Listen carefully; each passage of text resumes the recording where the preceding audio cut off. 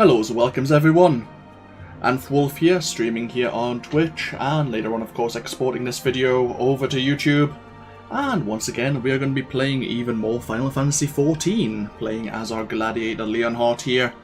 And where we last left off, we had joined an organisation known as the Scions of the Seventh Dawn, who seemed to want to maintain peace in Eorzea by dealing with threats, well, other people may not be able to, such as the Primals, who seem to have the ability to temper people by taking their will away and forcing those people to worship the Primals, as we found out with the Lord of the Inferno, Ifrit. So, we had just dealt with Ifrit of the Amalja, who were worshipping him. Excuse me. And yeah, I think we're just really set up to continue the main storyline right now. No doubt there will be some side missions we can do. Hello there, Blissfinder, welcome to the stream. So before we get started, let's have a look. We are level 34. Level 36 will gain a new role ability, Awareness. Nullifies the chance of suffering critical damage for 25 seconds. That's not too bad, actually. I'm not sure. I'm guessing normal enemies can do critical hits. I haven't really seen it, but I haven't really been paying too much attention. What game is this? This is Final Fantasy XIV, an MMORG, an online game. Level 38. We will learn Sentinel. That's a ways. Okay, let's talk to Minfilia and see how else we can assist. A hero in the making. Minfilia is wearing a wise smile.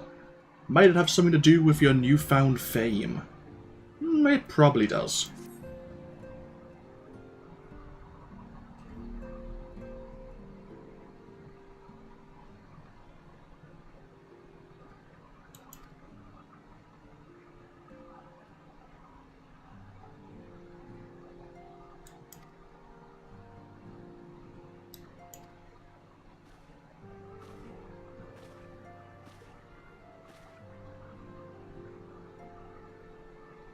Yeah, with us defeating the Primal, a lot of people may be interested in us.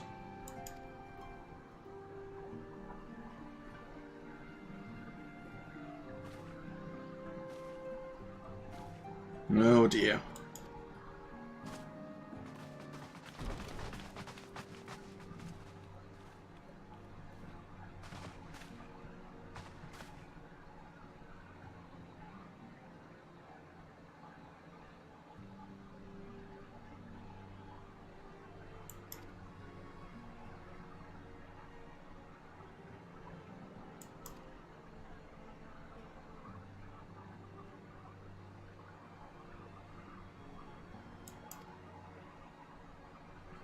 So the grand companies have sent emissaries to recruit us.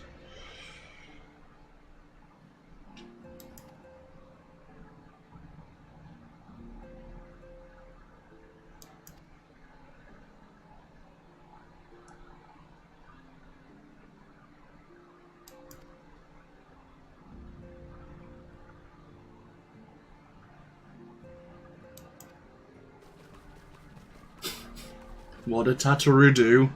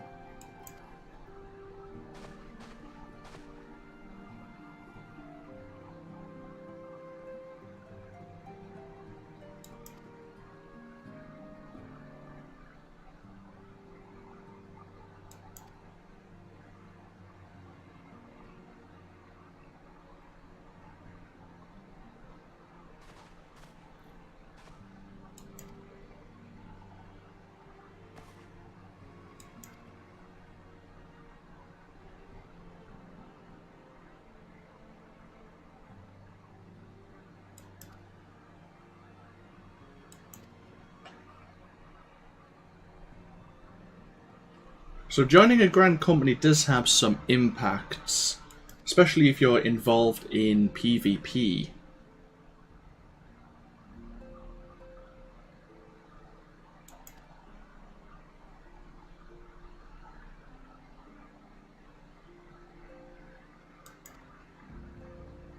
They also provide you with some interesting crafting ingredients and some cosmetic gear.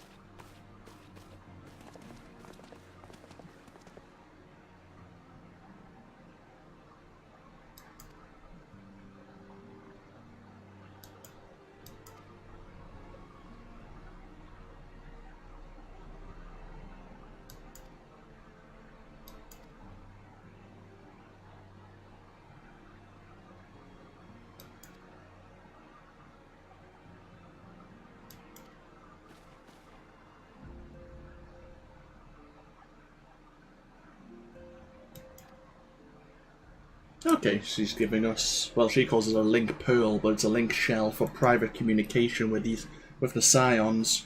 Handy.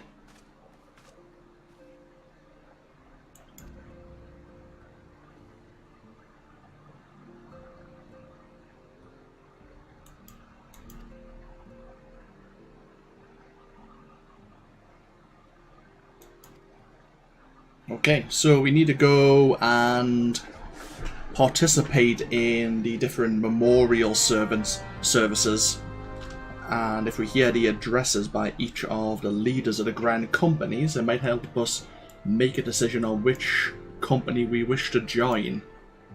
At first, as they mentioned, we can switch at a later date, but being loyal to one company and gaining ranks in that company does give you extra benefits as well.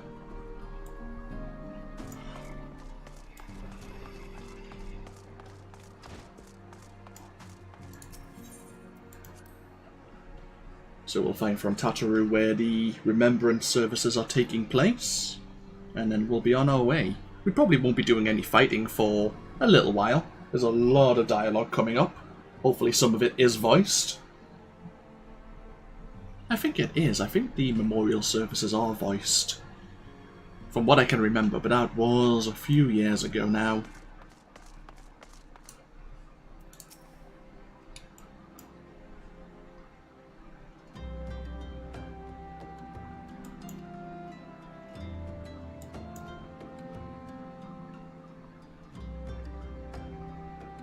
So we need to go to Gradania.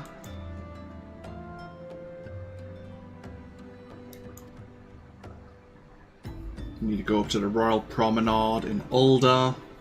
There's meant to be a special guest there as well. And then finally the State Room in Limsa Lominsa.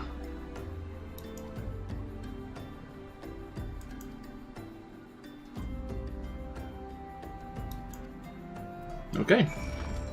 Nice and straightforward. There's a few missions here. I don't think any of them are relevant right now. No. Ooh. There might be one relevant. Before we do that, though, when I said we weren't going to be doing any fighting, there's a few enemies we do need to kill. We need to kill some bloated bogies just up this way to complete the second rank of the Gladiator hunting log.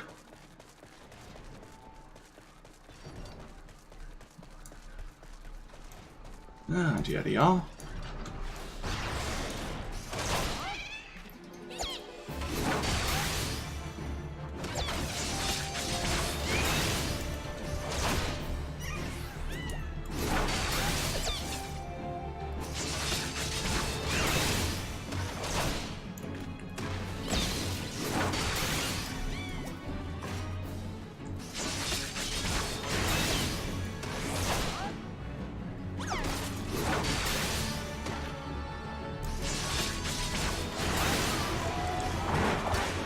There we are.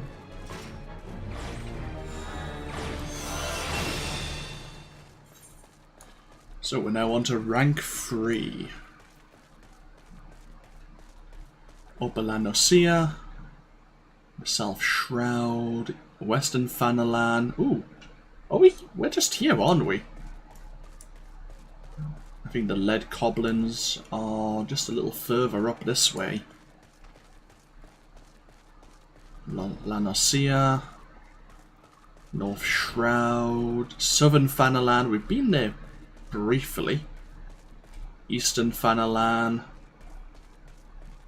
Shroud. Okay. Yeah.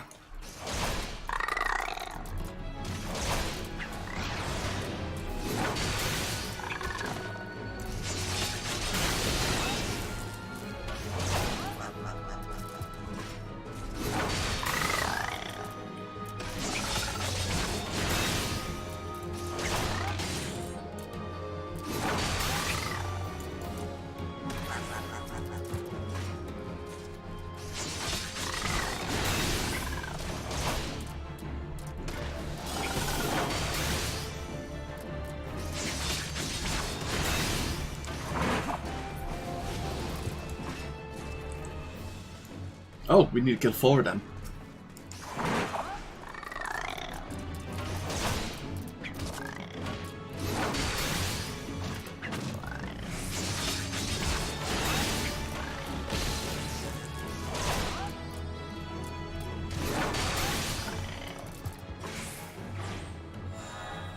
There we are. A little bit more experience. Right, so... Hello, Halatali. Guess we can look into that. That might be another dungeon.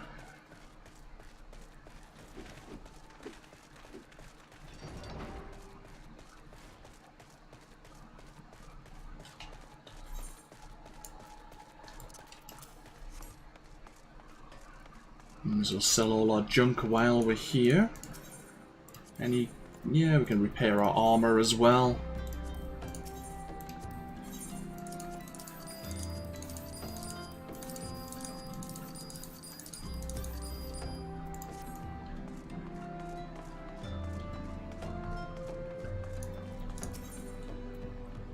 Oh.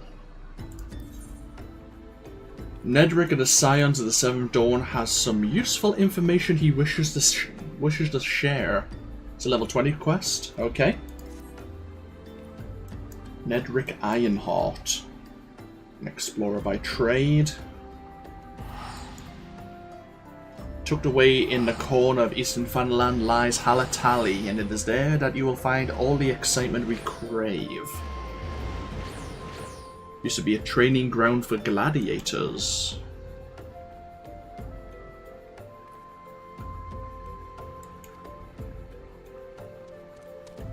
Okay, so the Immortal Flames oversee it.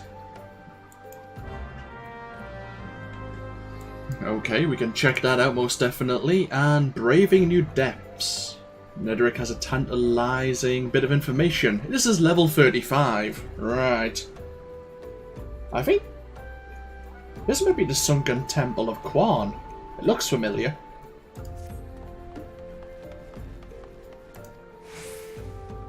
Yeah, the Sunken Temple of Quan. It's also, I think, in Eastern Fanalan.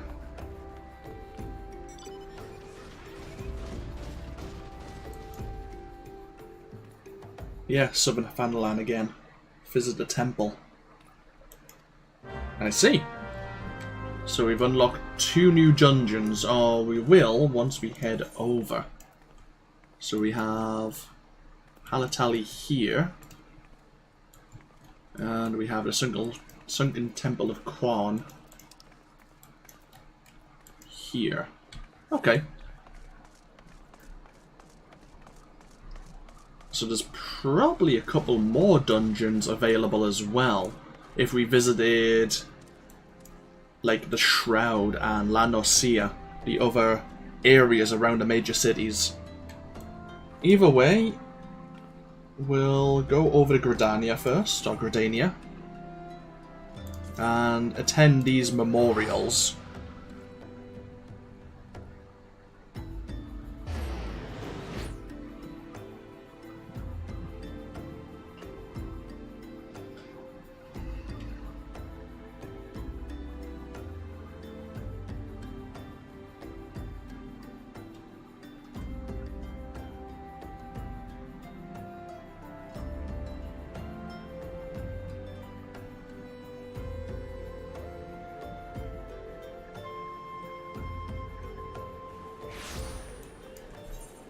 Oh, hello, yeah, immediately there's a quest in front of us. Let's see what's going on here. An ill-conceived venture, broadening horizons. The house that Death built, I think that might be a mini-dungeon. Right, okay, there's a lot of things we can do now. Holy hell.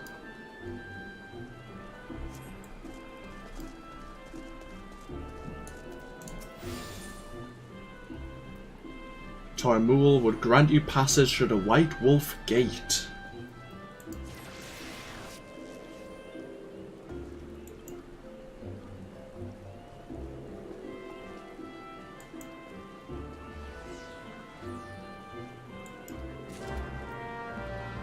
Okay.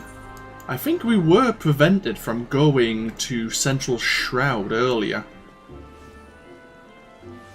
Yeah, it's another way to get up, because I was telling you before when we were over here at Bent Branch, there's a little trunk you can head up to gain access to the Sorrel Haven, but the enemy difference on their difficulty is vast between the area here and the area here.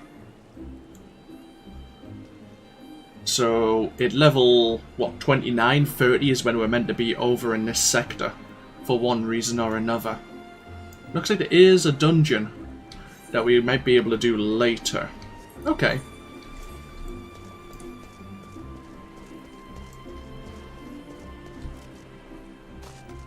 We have a troubled adventurer here. Several adventurers are having difficulty summoning their retainers. Should you wish to offer your assistance, you will find these troubled souls in Limsa Lominsa, Gridania, and Uldar. The rewards will be the same regardless of whom you help, so do not hesitate to aid the adventurer of your choice. Oh. Okay. I don't recognize this quest, but this is something about retainers, something we've only just briefly gained ourselves.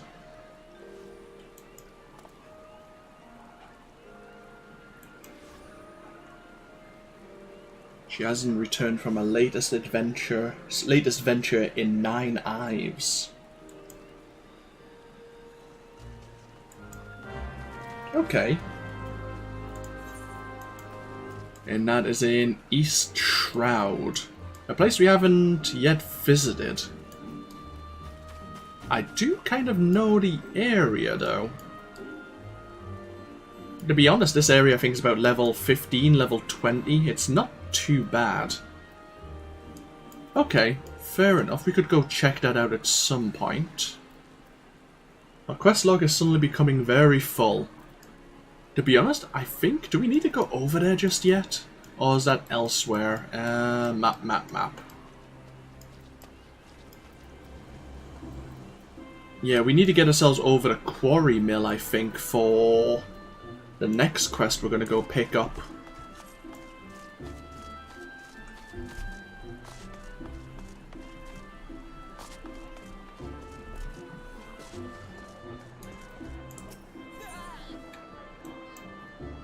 Nojiro Majojiro is a glut of gossip, and he has been dying to share it with someone.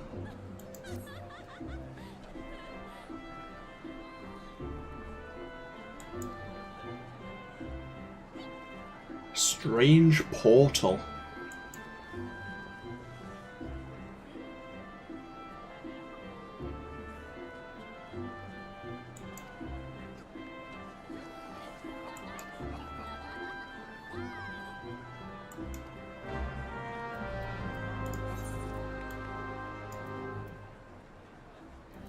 I wonder if it's the same thing I'm thinking of. Maybe it is, maybe it isn't. Something to do with a strange portal. Either way, ooh.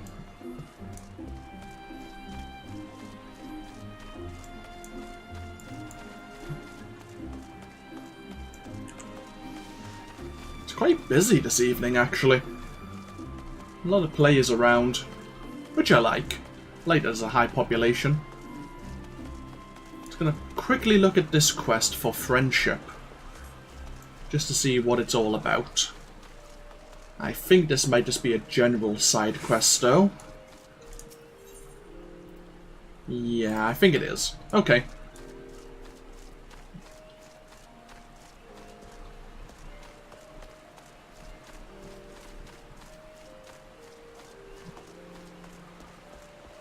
Oh, since we're here, we may as well unlock the access to the White Wolf Gate.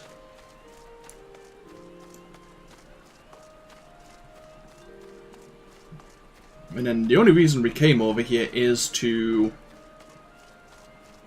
listen to the memorial speech.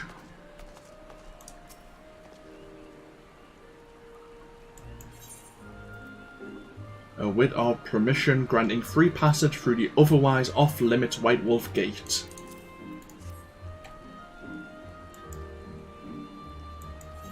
Awesome.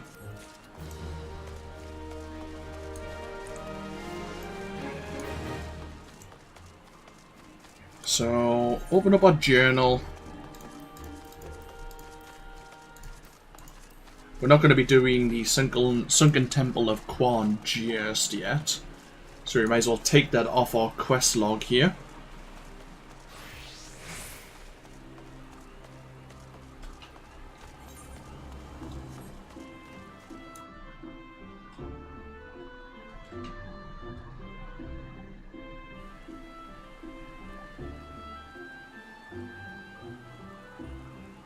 Any other quests of interest?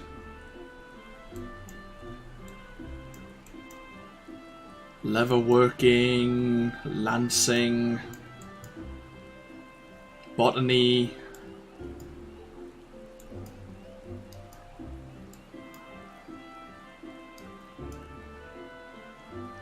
A hero in the making, maybe?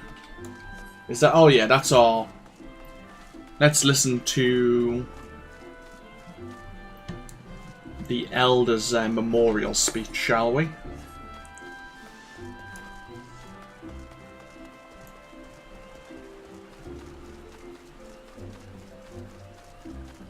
While we're here.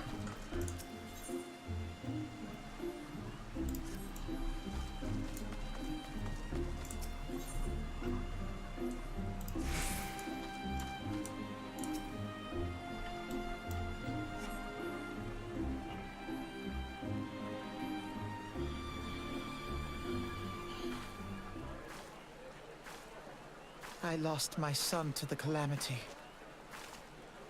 The three Seedseers are all together.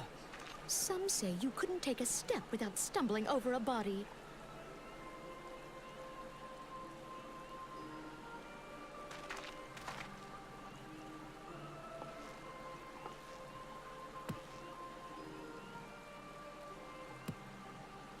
Our forebears were once strangers in the Twelveswood.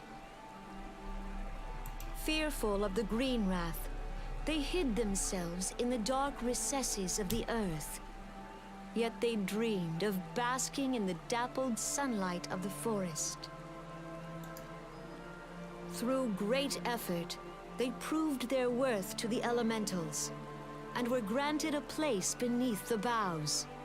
So it was that Gridania was born, some 5 centuries ago. Working hand in hand, the Hyur and the Elysian settlers sowed the seeds of our civilization, and soon they were joined by folk of all races. So nourished by the waters of unity, and blessed by the light of the matron, Gridania flourished into the great nation it is today. you see the Gridanian standard? There, hanging behind the Elder Seedseer. The entwined serpents represent the unity between Hyur and Elysin. An elegant symbol, do you not agree? In accordance with the will of the elementals, we have embraced a life of peace.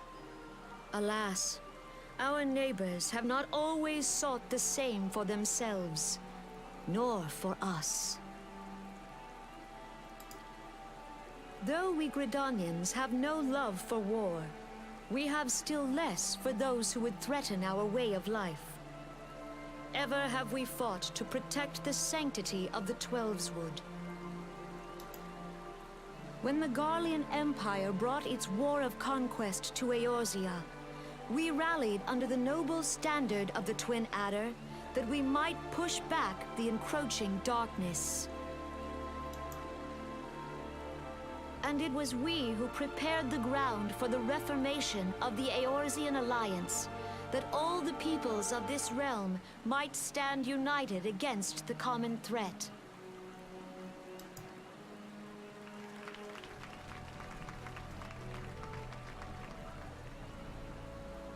"5 years ago, the Alliance met the armies of the Empire upon the fields of Cartano. It would prove the bloodiest battle in recent memory. Countless Gridanian lives were lost. As Supreme Commander of the Order of the Twin Adder, ever shall I bear the weight of our people's sacrifice. Alas, their loss was not the only tragedy to befall us that day, for soon came the calamity.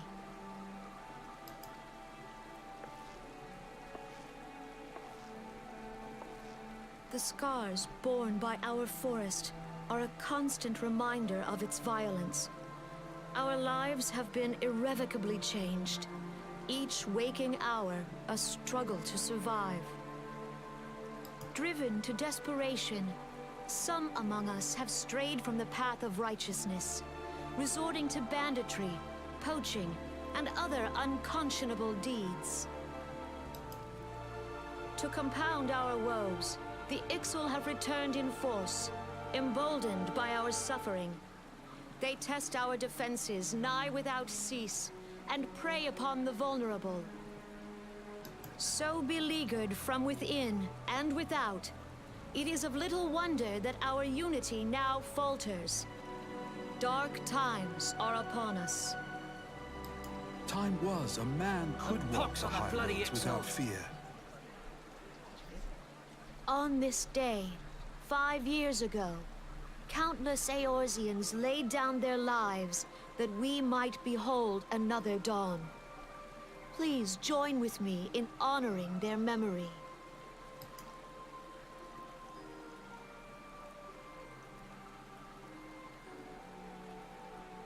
And how do you propose to honor the memory of those you cannot remember, pray tell?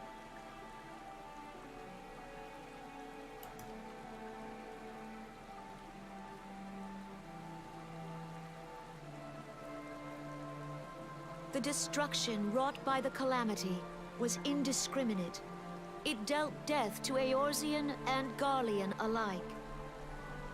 Yet while we have labored to rebuild our homes, to rebuild our lives, the Empire has set about raising steel fortresses here in the Twelveswood. Let none be mistaken. The Garleans remain the greatest threat to our survival. If we are to stand against them, we must remember what it is to be united. Our many troubles blind us to the woes of our fellow man. Thence is harmony lost. Yet harmony is the founding principle of Gridania.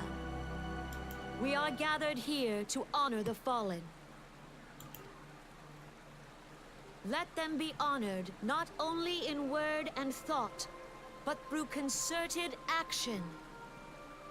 I bid you join hands with me once more beneath the Twin Adder standard. And together, Let us heal the forest's wounds, that our progeny might live in harmony beneath these ancient boughs. For serenity, purity, and sanctity. We must think of the children. Woods will be done. It's up to us to protect the forest. the elementals!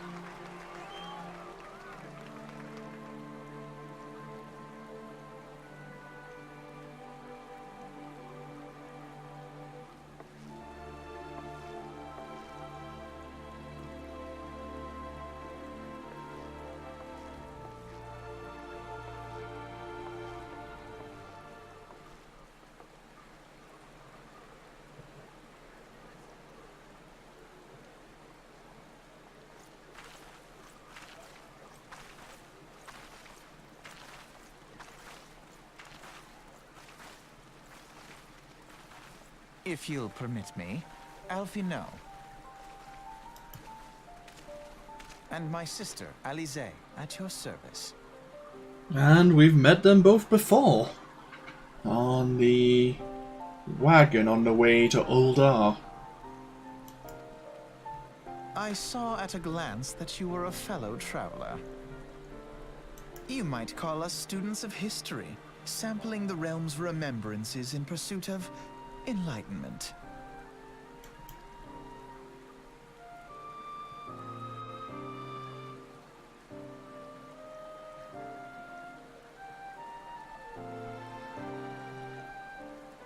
That's right, there are two beast tribes here in the Shroud.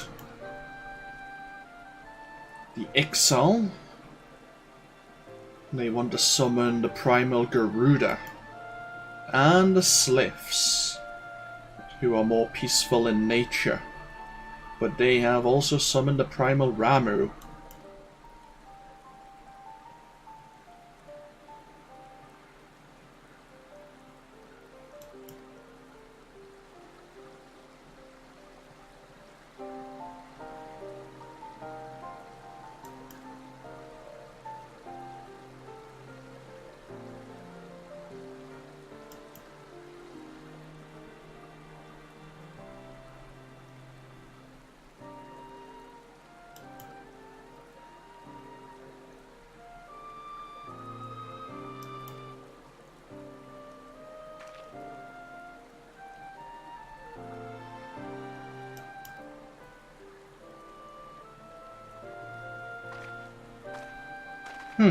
It's kind of making the case for them.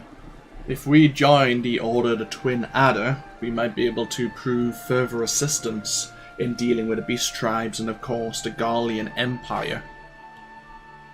But we will hear out the other two grand companies as well.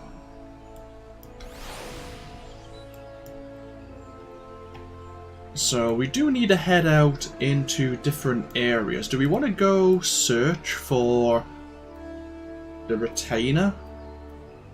I think we may as well. We can take the ferry. Yeah, I think we can. Is there... Yes, we need to go to the Lancers Guild before we head over to Uldar.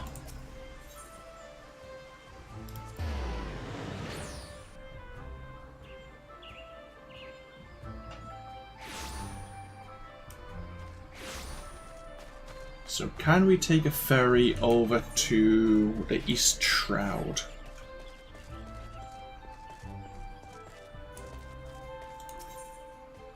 Yes.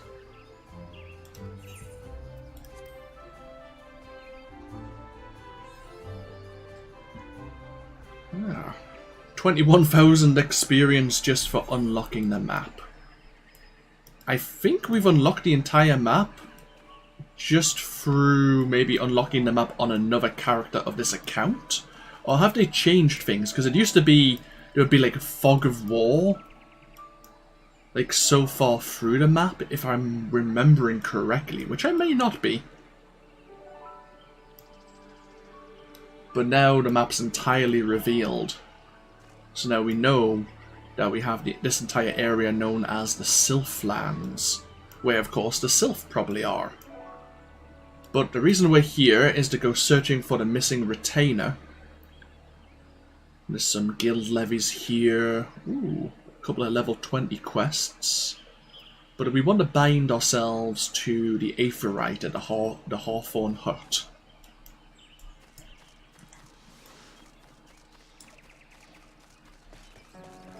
There is a guard fate nearby. Well, let's not worry about that for now. We might pop into the other areas of the Shroud, just to see if there's any major quests around. Things that will unlock more progress in our challenge log, our hunting log. In fact, is there anything here? We're in the East Shroud.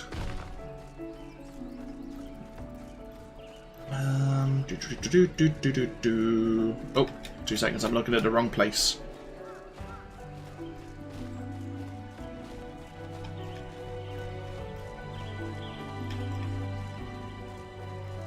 No. A lot of places, a lot of things in the South Shroud.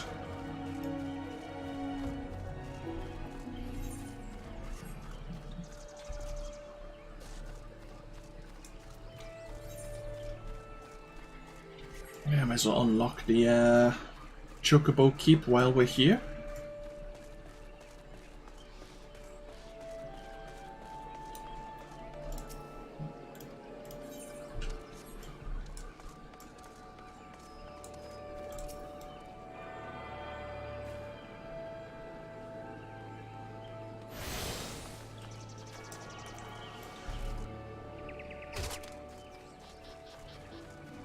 So somewhere around here may be a missing retainer. Ooh, that seems promising.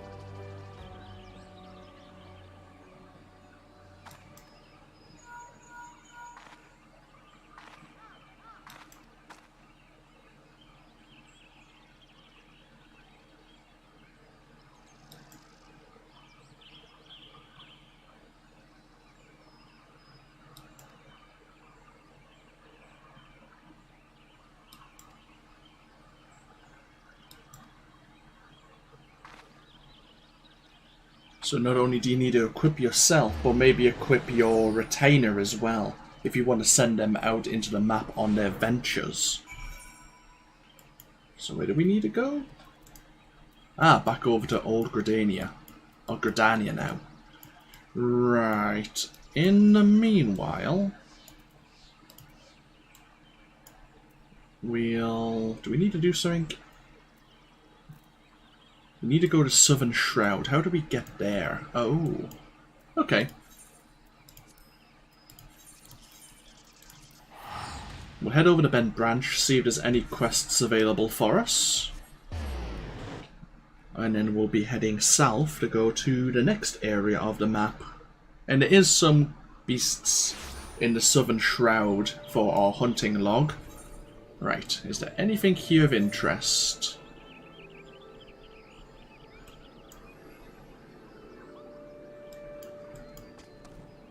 Not that I can see. Nothing that's jumping out at me.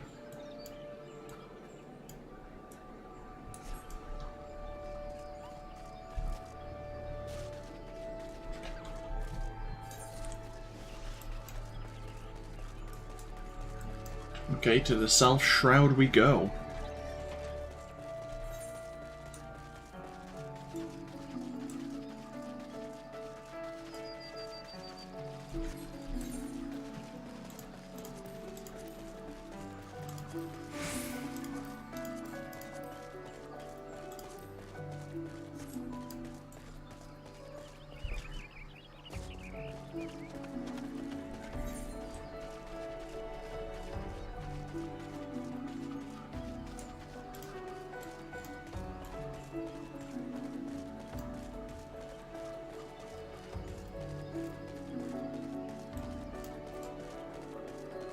So we can also gain access to the South Shroud through the East Shroud, which yeah, it was actually near Hawthorne Hut. Okay, that's fine. Yeah, a lot of these places have multiple ways to gain access.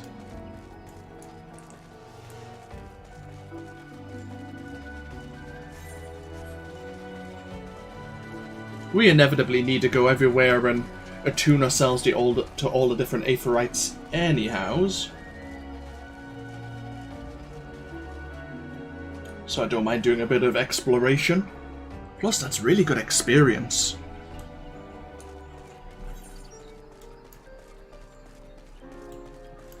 So let's have a look here. We have level 20 guild levies here. Level 30 guild levies. They actually would be ideal for us. Because then at max level they're level 34. So we're kind of meant to be around this area. But we're still quite far away from actually being here in terms of the main storyline. So we're in the village of... where now?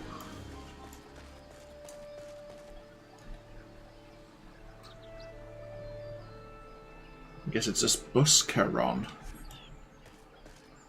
And somewhere, hello. Yeah, somewhere there's a Chocobo Keep. And somewhere they were talking about a portal.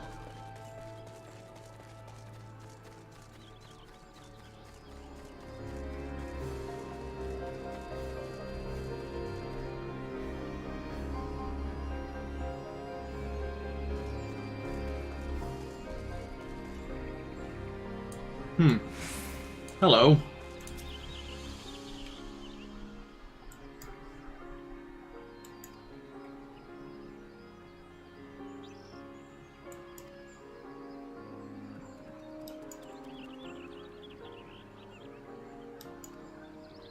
Okay, so we need to head over to Quarry Mill now. We'll leave Camber Tranquil for the moment. And we'll head over to Quarry Mill. See, eventually when we get... like, we do have a few mounts already, but they're ones I've gained just from... ooh, hello. From having a character, an account for so long. But soon we should get our first actual mount in-game.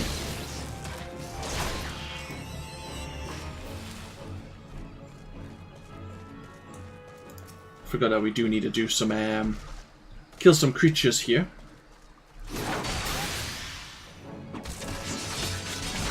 For our hunting log.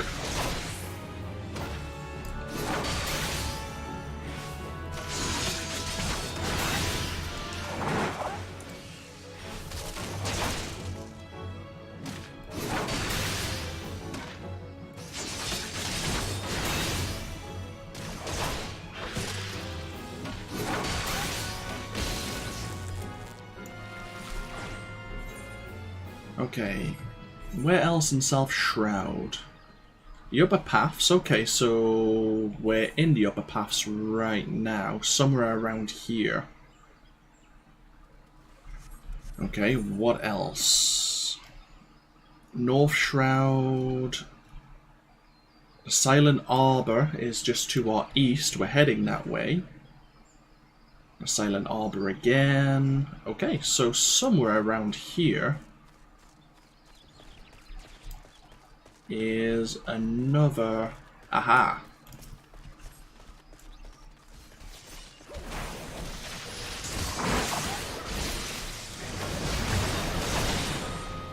Oh, great, they poison us. Lovely.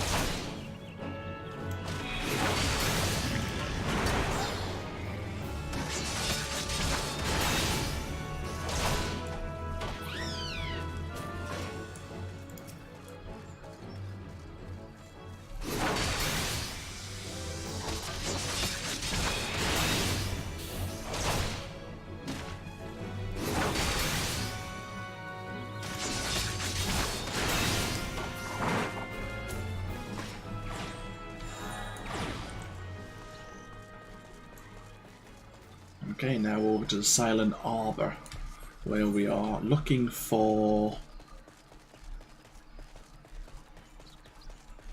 Goblin Thugs and Whirlclaw Cutters. Now, I think the goblins are just kind of over here. The cutters I'm not too sure around. We'll keep our eyes open.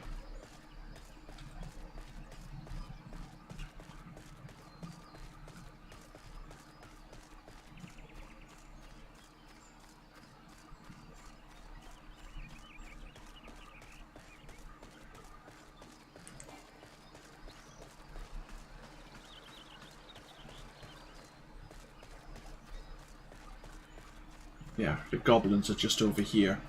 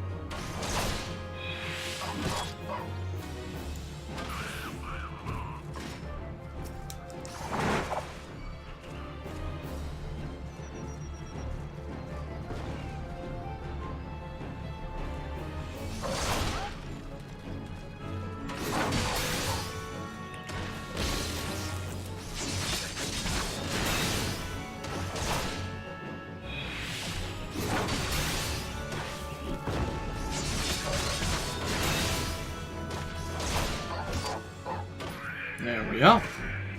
So, somewhere around here. Aha! The Whirlclaw Cutters. Good. Oh, Christ. They are friends.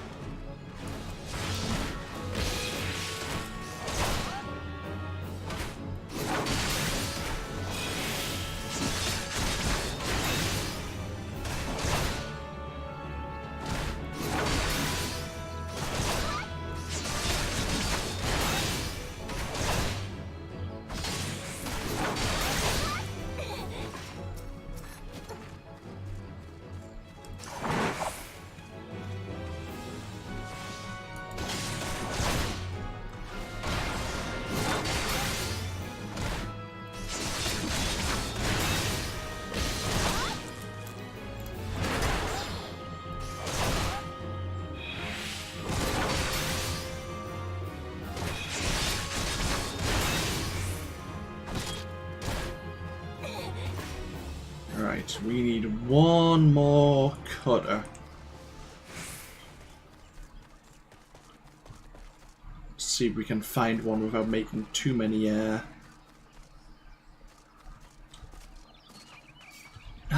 was trying not to aggro enemies we didn't need to fight, but oh well, so be it.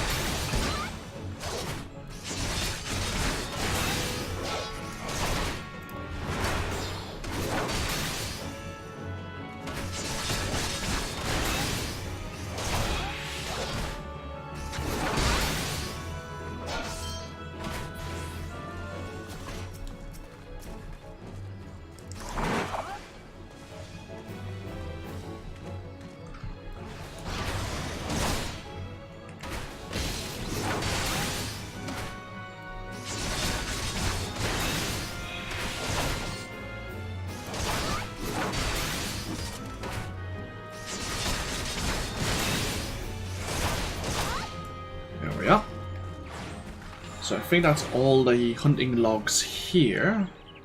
La Nosea, North Shroud, Fanalan, La Nosea. Okay.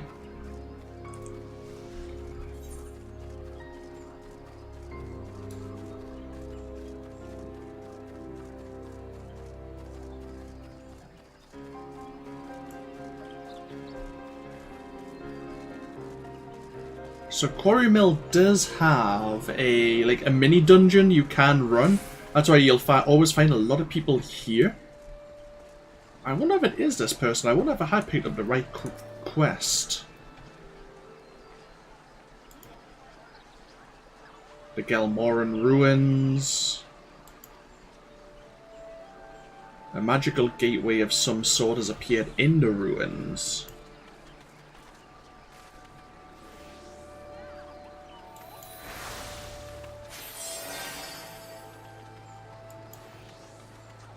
Yeah, so what happens is you start at level 1, you pick another class, any class, and you start at level 1, and rather than using your own gear, you find Aether Pool weapons and armor to work in this mini dungeon.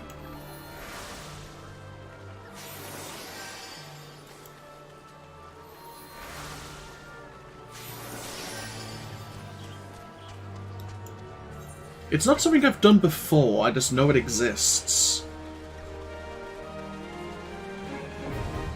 Yeah, the Palace of the Dead. You may enter solo or in a party of up to 4 players. You'll be given the option to enter with a fixed party or a matched party via the Duty Finder matching system. Players will start at level 1 regardless of their current class or job. And only Aether Pool arms and Aether Pool armor may be used. Each floor is randomly generated. Okay. So if we want to do the Palace of the Dead, there is an option there. It might be something we look into randomly, but that'll probably not be for a while.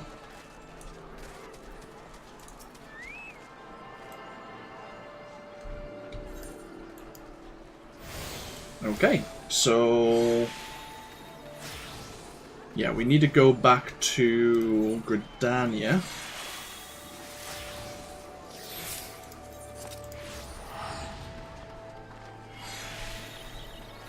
We need to get our reward for helping out the retainer. And then we'll be heading over to Uldar.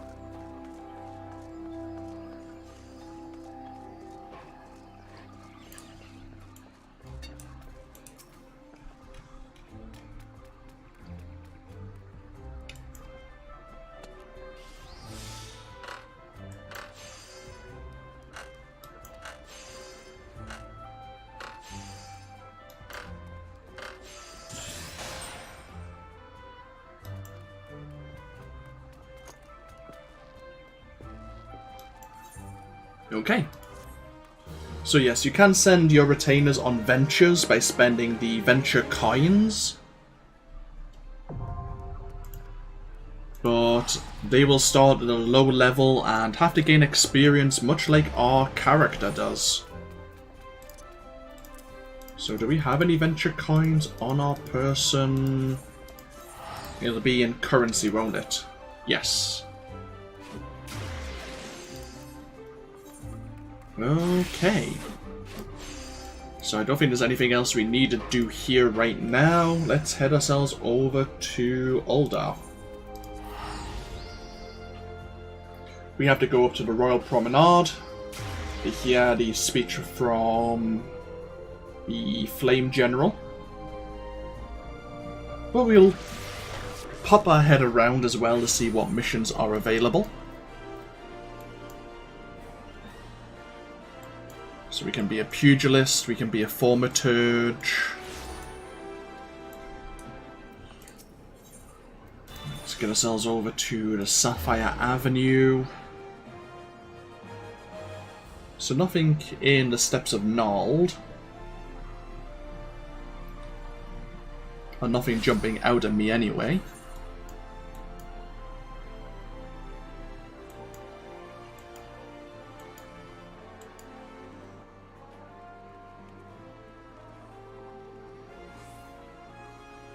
How do we get gone to pieces? What are we missing? Ah, it's a you need to have a crafter at level 30. And we learn desynthesis, allowing us to break down items into one or more of its original materials. And we need to be level 35 before we gain Dishonor Before Death, which is another dungeon. We are very close. In fact, we might get it after we hand in Hero in the Making. So let's get up to the Chamber of Rule.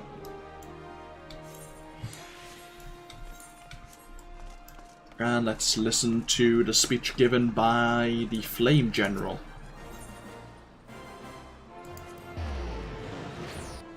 See if he can entice us into the Immortal Flames Grand Company.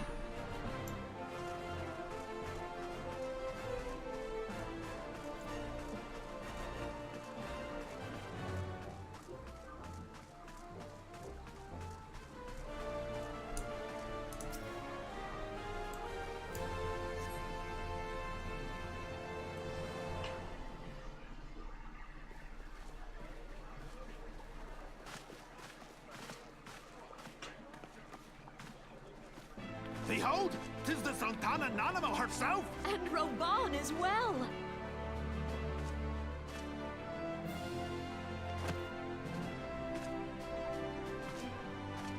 Hark you, souls of flame, drawn to the bosom of the desert, where the fire burns brightest and shall rage forevermore. Hurrah! Rauban! Where since antiquity, under the sage and judicious rule of the Ul dynasty, we have wrought sand into gold. Where by the grace and glory of Naldar have our brave sons and daughters flourished and prospered. I speak of Uldar!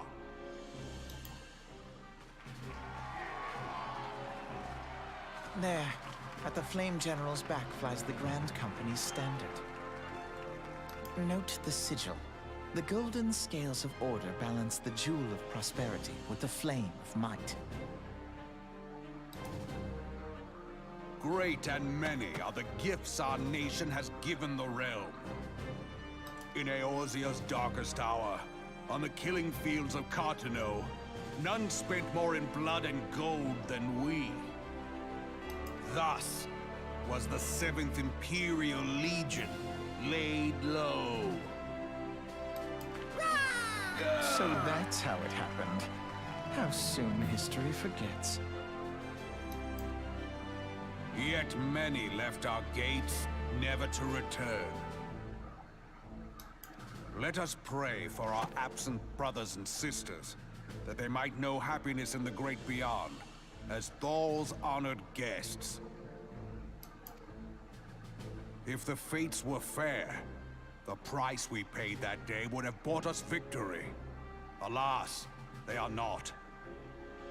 And now, but 5 years into this 7th Umbral era, the spirit of sacrifice which granted us our strength is all but dead. Look around you. What do you see?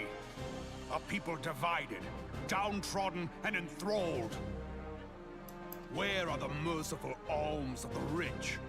Where is the just steel of the righteous? I ask you, is this the great nation our brothers and sisters gave their lives to save? You who call this living, dishonor the name of the immortal flames. It is but a slow death. Our enemies surround us. The savage hordes of the Amalja wait beside our roads, strangling the lifelines of trade. Meanwhile, the Garleans make mock of our borders and despoil our land of its natural wealth. We stand on a precipice, yet we do not act. Whether trader or soldier, monetarist or royalist, all must recognize that a divided Ul'dah stands to fall. Victory and fortune walk hand in hand. Ye who seek glory and wealth, look not to what little you can snatch from your neighbor, but to the boundless wealth of the world beyond. Now is the time to unite. Now is the time to ride forth. In the name of the Sultana, I beseech you. Line not your own coffers, but those of the immortal flames. Seek not to prosper from Ul'dah, but to restore her to prosperity. As the realm prospers, so shall Ul'dah. As Ul'dah prospers, so shall her people. Ja, for Ul'dah! Together we are one.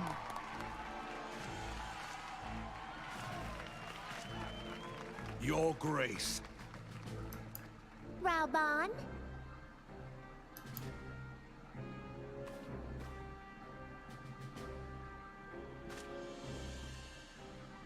People of Ul'dah, I, Nanamo, 17th in the line of Ul, address you. Much has been made of the wealth of Ul'dah. Yet those who measure that wealth in coins and carats are gravely deceived.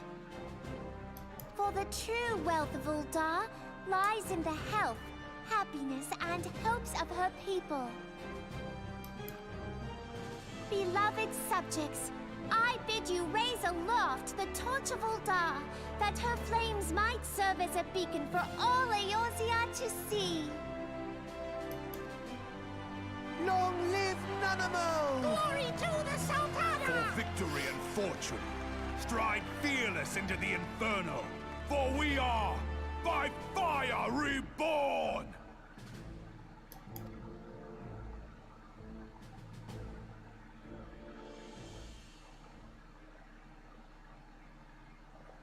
Forsooth! The time is now! Fancy meeting you again. Hello again, Alphino. Alice A.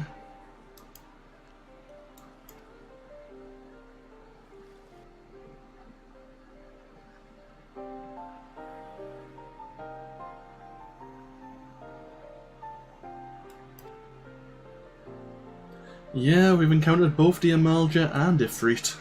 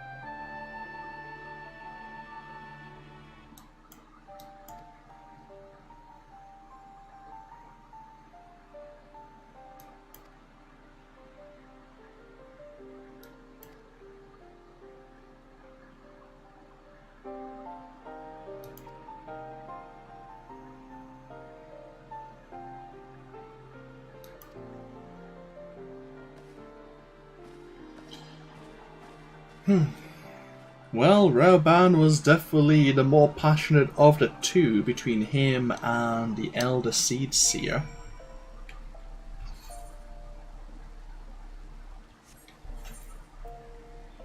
So, challenge log.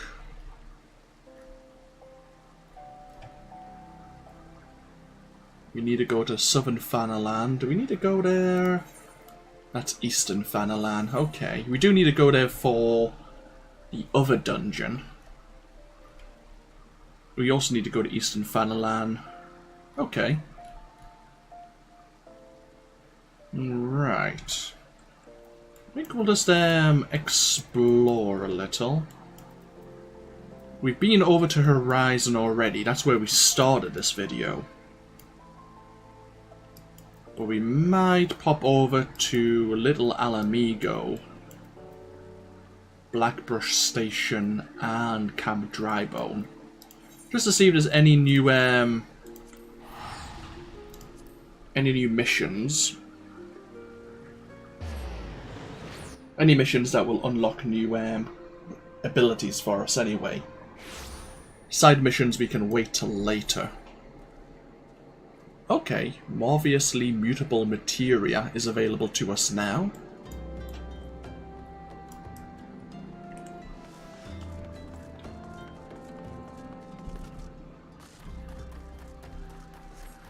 That sounds like a new ability. Now we'll go over to Camp Drybone and then south. Yeah, I think that works out. Why not?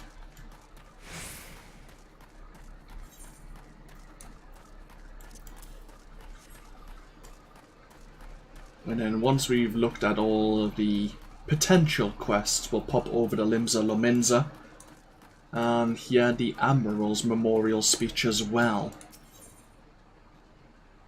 Kokosamu would share news of his master's latest advance in the arcane art of materia manipulation.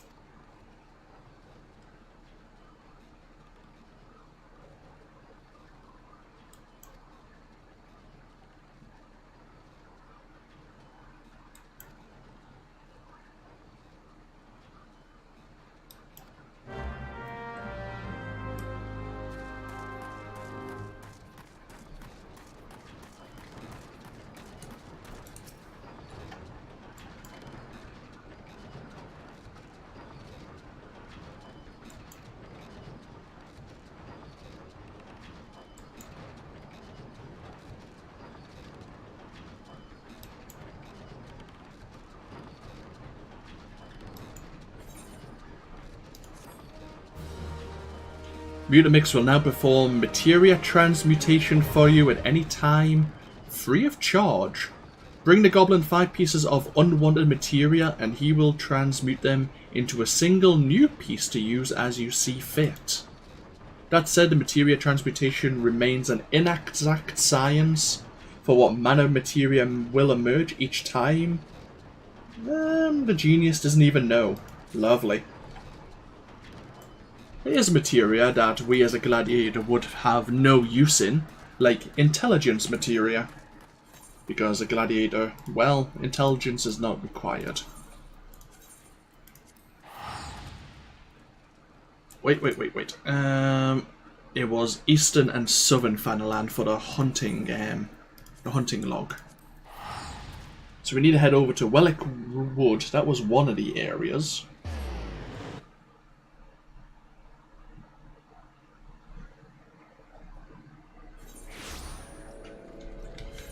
Anything else? We need to head down to speak to a member of the Immortal Flames, I think, next to Halatali.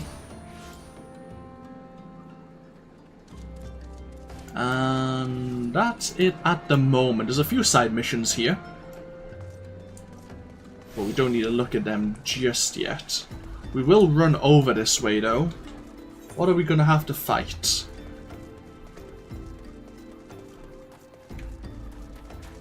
The Creekern Row Runners. Okay.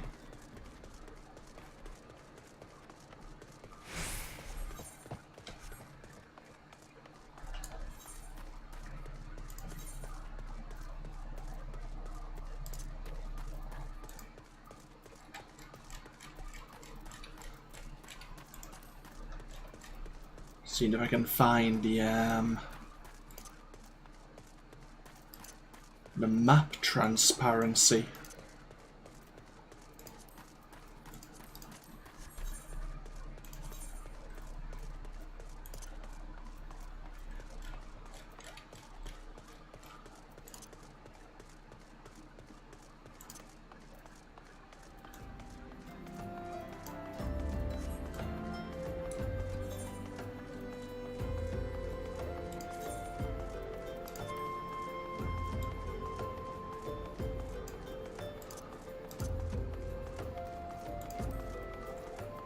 Ah.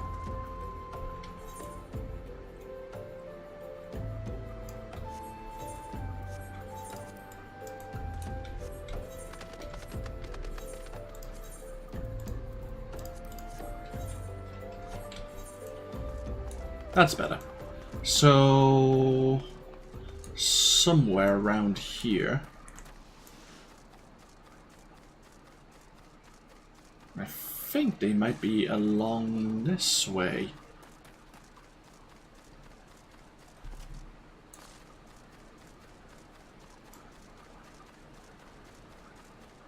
Aha, yes.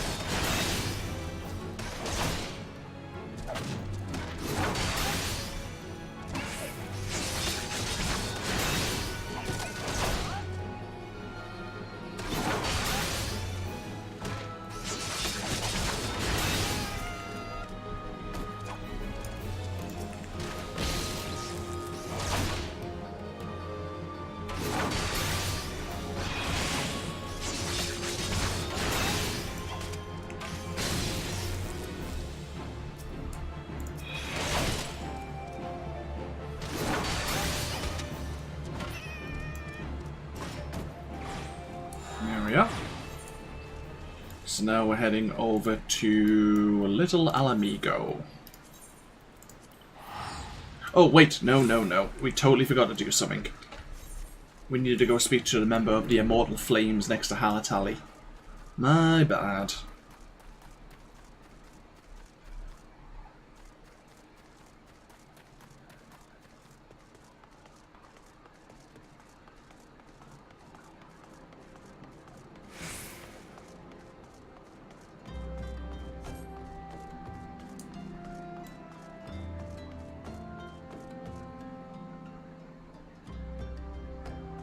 We are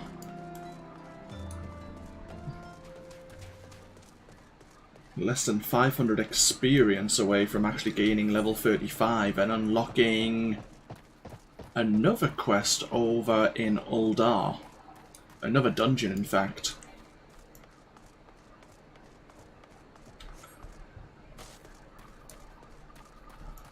Now, sometimes you have to go into dungeons for the main storyline. Like, the 3 we've done so far have been part of the main storyline. But sometimes, say, I think this will unlock the Halatali dungeon, which we can do at any point. But at some point in the storyline, there might be a reason to go in there.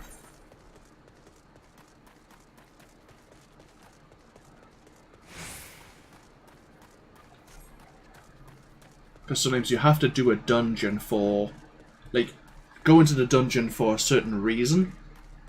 And then once you've completed the dungeon, at the very depths, at the very final room, you might have a cutscene, which is integral to the main plot. That's happened a few times.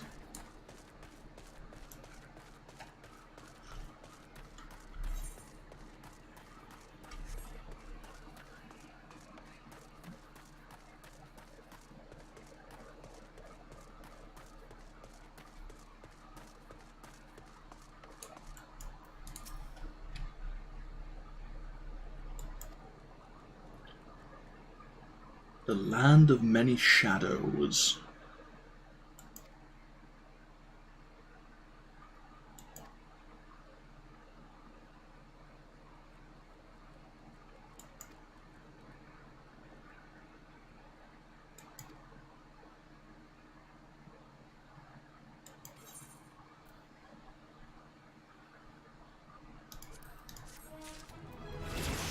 Hey, level 35.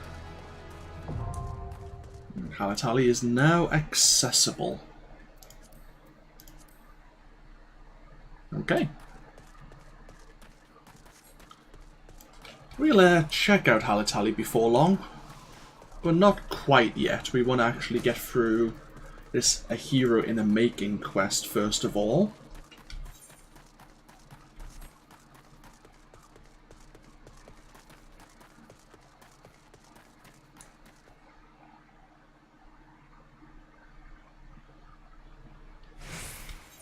Oh, well, there's some of our targets for the hunting quest immediately.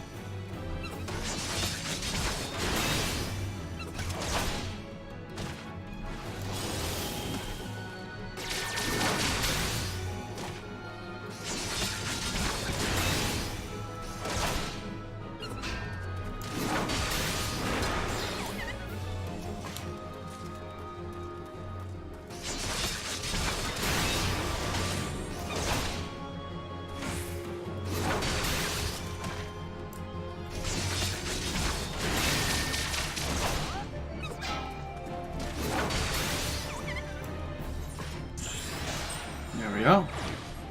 So how much left of the hunting log do we have? We need to go to Upper Lanosea, the North Shroud, which we haven't been to yet, and Eastern and Outer Lanosea. Okay. We are going to be going to Limsa Lominsa at some point. So we have level 25 guild levies here. And some side quests that are available to us. We have the Forgotten Springs, which is, I'd say, like a lovely, like, kind of retirement village. If you like cat people, let's put it that way. And then there is like a small, I wouldn't even call it a hamlet, like outpost in the middle of the Sagoli Desert.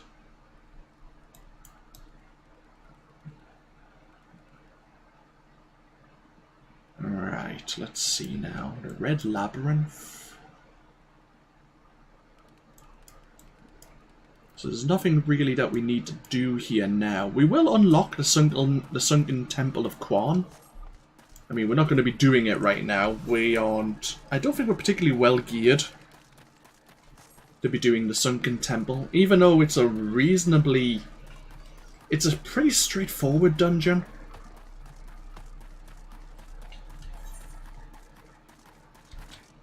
We won't be doing the looking to do it just yet, because this... Yeah, we are just hitting level 35 now.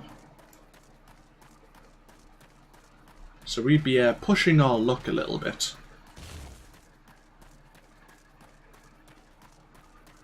But we will be doing it in the near future. I think you have to do the Sunken Temple a few times here in the main storyline.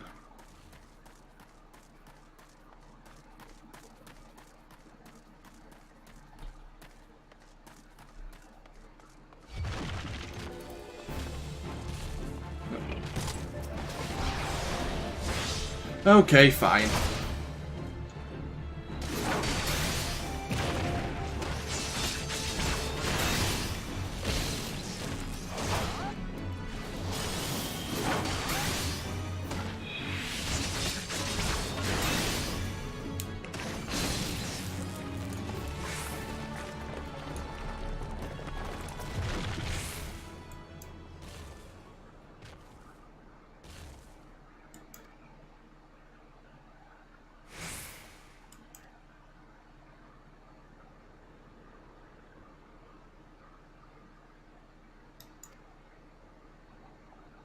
Okay.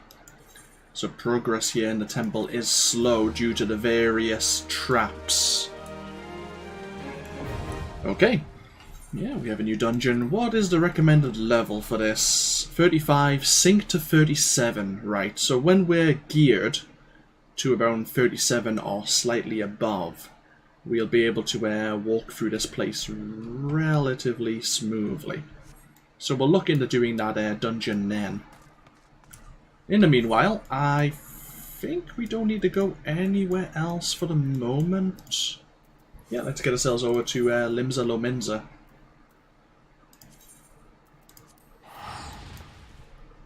And we'll see what missions are available there.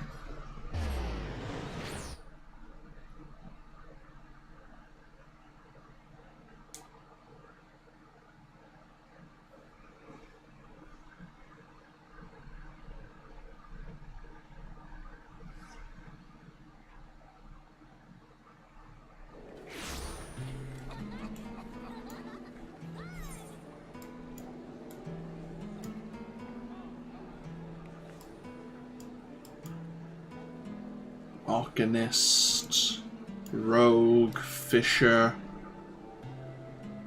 Good for what ails you. That quest seems familiar. So some quests are part of like a chain. I'm trying to remember which ones are part of the chain quest and which ones aren't.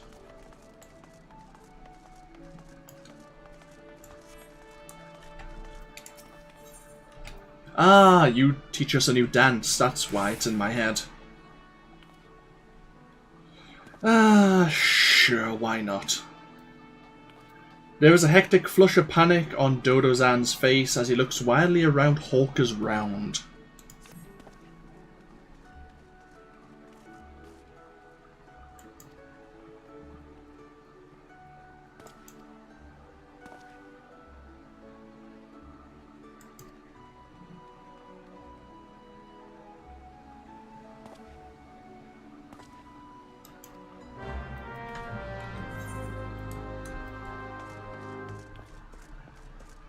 Okay. Speak to people to find out what may have happened to a cask of ale.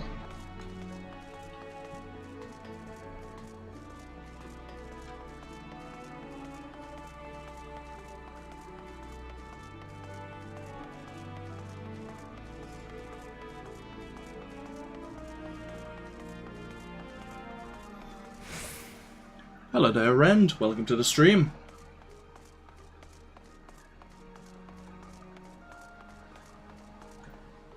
Aha.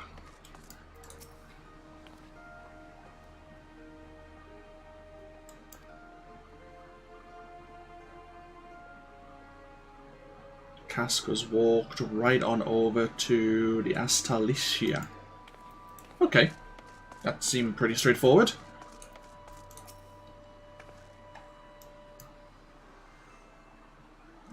Big fella came by recently carrying one. We've heard the bloody executioners mentioned. Someone else, aha.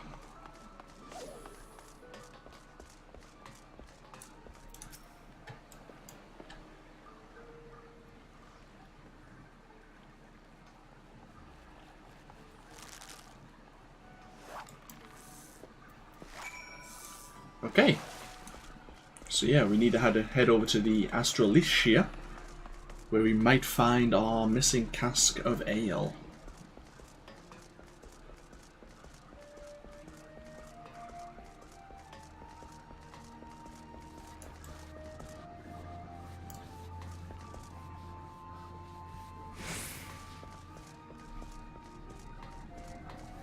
Now, I'm not going to say everyone in Limsa Lominsa may have been a pirate.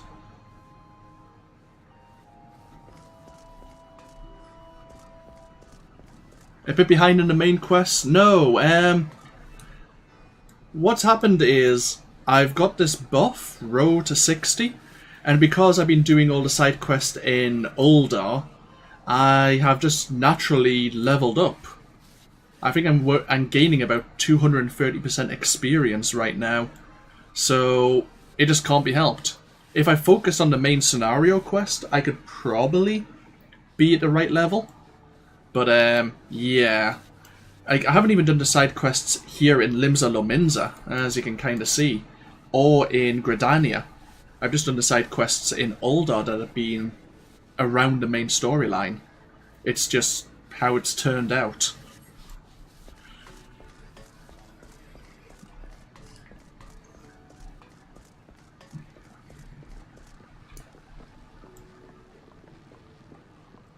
Everyone seems to be in high spirits.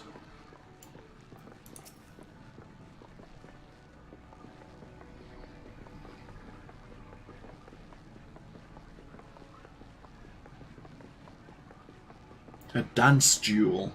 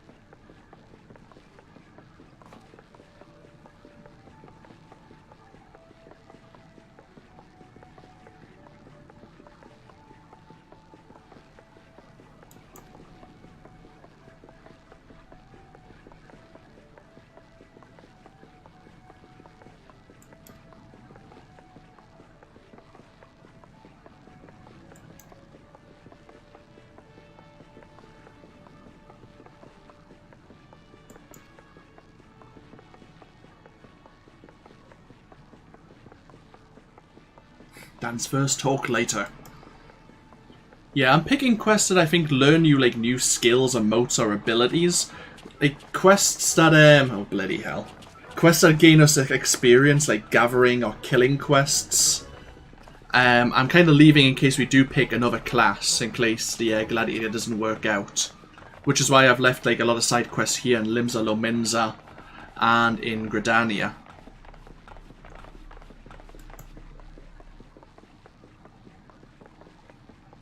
Since we started in Uldar, I've kind of been focusing on the side quests in Uldar. Even though we are quite far ahead, as you say.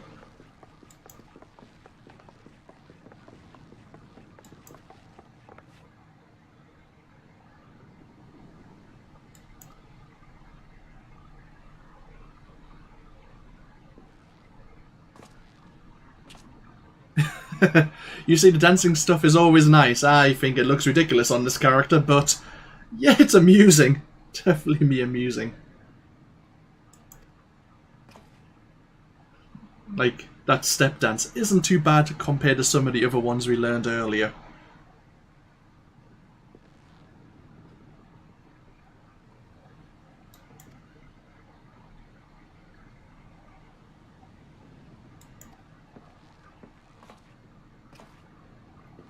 It's been so long since I did some of the low-level quests, I'm trying to remember which ones teach you new abilities and stuff like that.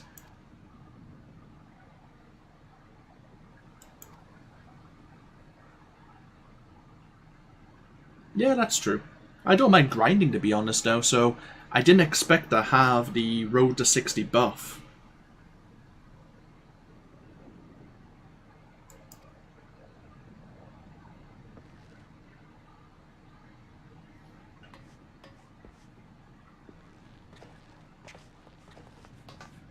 It's nice not to have to take pauses to level, as you mentioned, though. Okay. Can we jump off here without breaking our legs? No, seemingly not. Okay, that's fine.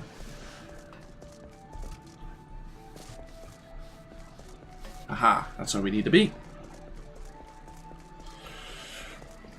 Right, up to Hawker's Alley.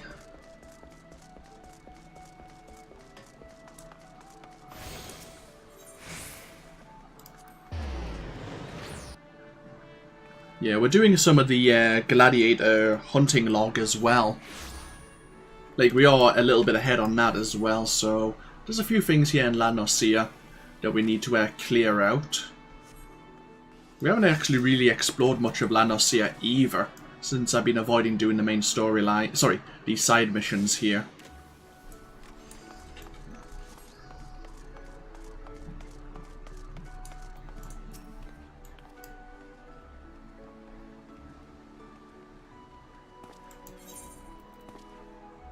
Money owed Dodazan to Dodazan from the bloody executioners for the delivery of ale.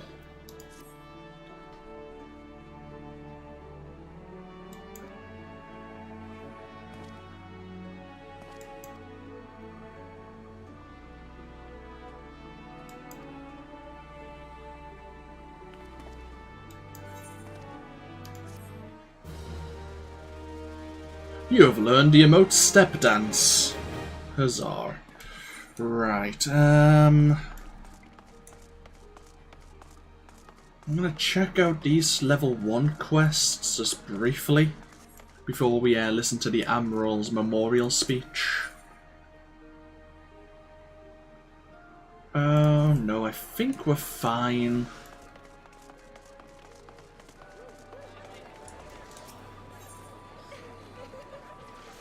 You're in some distress.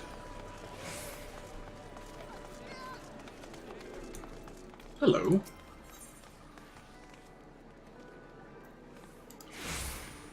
Can't remember what they all give us. We might look into them if and when we switch class. I am thinking of maybe playing as a rogue for a little while, since I do like the rogue storyline, but since we're kind of focused on being a gladiator for now, we'll stick to being a gladiator. A sheepish request. Okay, level 5 armor, so that is probably just a gather or kill quest. You can be a chef. You can be a marauder. We have the armorer and the blacksmith over here. Soothing the savage siren. That's over at the aft castle.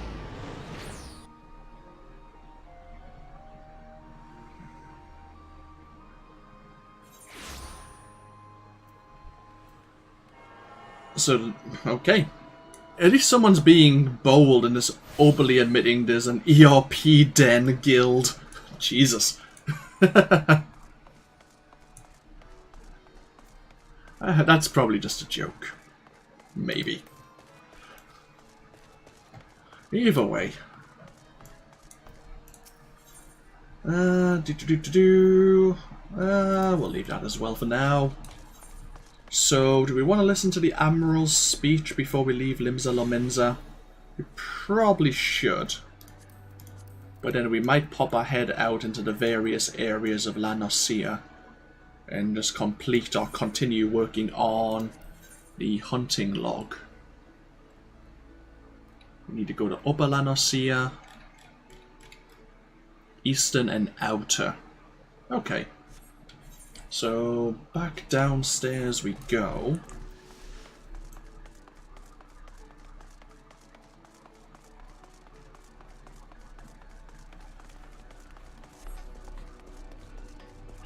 Yeah, I would like, before we hit level 60 and lose this buff, since it's getting us double experience, I would like to maybe work on some of the gathering and crafting classes, because they are a real pain in the butt to level up and grind. Like, there is guides how to do it efficiently and with like the minimum of fuss, and it's actually really useful if you have plenty of like levy allowances. But I grinded, say, mining and weaving without this buff with my main character, and doing it in half the time and would be really ideal, even if it's just to level 60, because that could make you a bit of gold, well, a bit of gil. Either way, let's listen to the Admiral's Remembrance speech.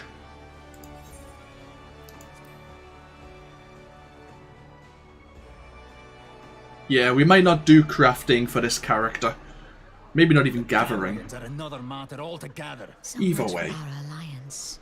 It's sunk beyond the seabed.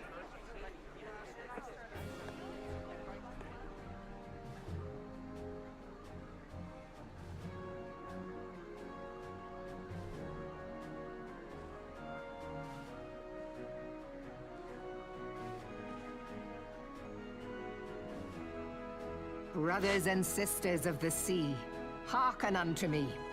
Look upon this, our mighty crimson standard, and tell me your hearts do not swell with pride.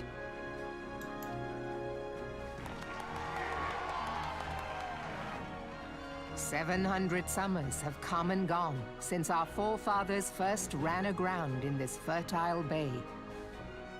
In that time, guided by the Mother of Oceans, Limsa Lominsa has grown from humble fishing village to uncontested ruler of the 5 seas and beyond.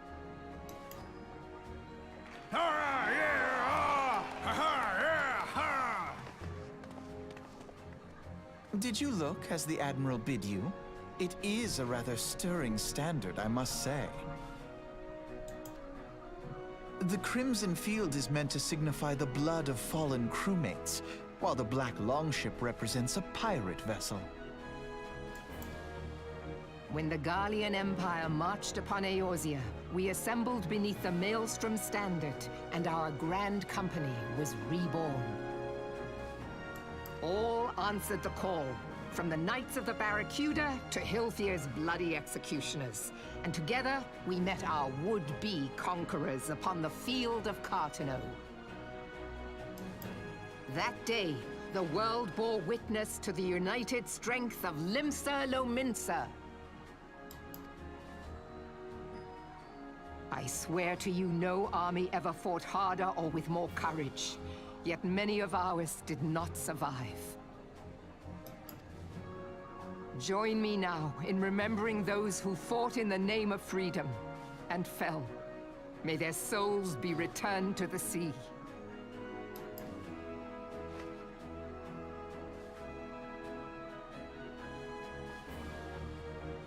Freedom. Yes, they have always been rather fond of their freedom. Much as the beast tribes have. Small wonder. Beneath the surface, one would struggle to tell them apart. It has been 5 long years since the calamity struck. 5 long years of tireless rebuilding. Yet still the wounds of the calamity fester and weep.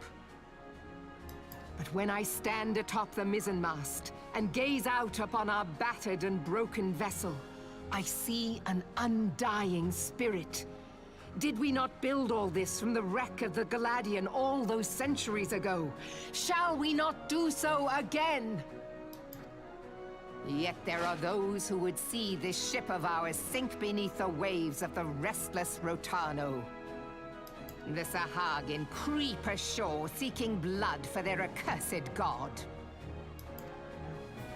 Those fishback The Sahagin bastards. have risen? While the mines of Ogomero spew forth kobolds who push ever south, despoiling our lands as they go. These savage beast tribes will be the first waves to crash against our creaking hull. And behind them swells the grim tide of the Gallian Empire. Even now, the Curs fly their flags within our borders. Doubt not, but that they will be upon us ere long. We are well nigh surrounded. Yet there are those among us who would rather turn their swords against their crewmates than our cannons against our foes. How can we hope to repel our many enemies when mutiny breeds below deck? There is but one course left to us. One bearing that will bring us victory over the beast hordes and the Empire both, and see this ship safe to port. We must mend the rift the Calamity has reopened twixt Pirate and Maelstrom, and stand fast with our adventurer brothers against the coming tempest. Mark ye well, a crew without unity is no crew at all. 'Tis but a mass of drowned men. To me, then, brothers and sisters of the sea, gather beneath the undying crimson standard, and pledge me your strength, your skill, your wisdom. And with the guidance of the navigator, this great vessel of ours shall ride the waves, till sea swallows all. Long live the Admiral! Admiral Melvin! Gather the lads! Oh, where's me cutlass? I'll follow ye to the seven hells, Admiral!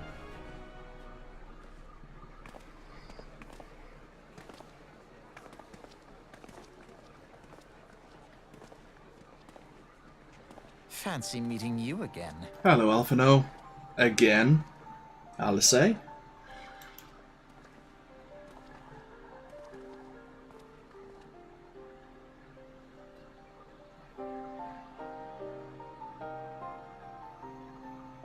So, similar to Gridania, Limsalomins is plagued by two beast tribes. We have the Shahagan fish people, worshippers of the primal Leviathan, and the kobolds, who take Titan as their god. Okay. And of course everyone is threatened by the Gallian Empire.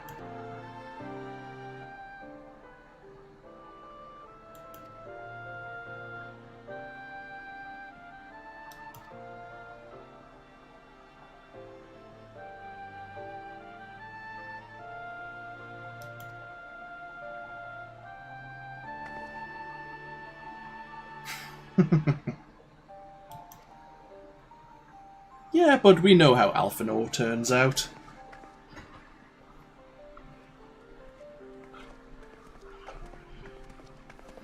I like Alphino. He is rather stuck up though. He's still rather inexperienced. Which grand company am I going to join now? That's a good question. I have two that I'm interested in more than the others.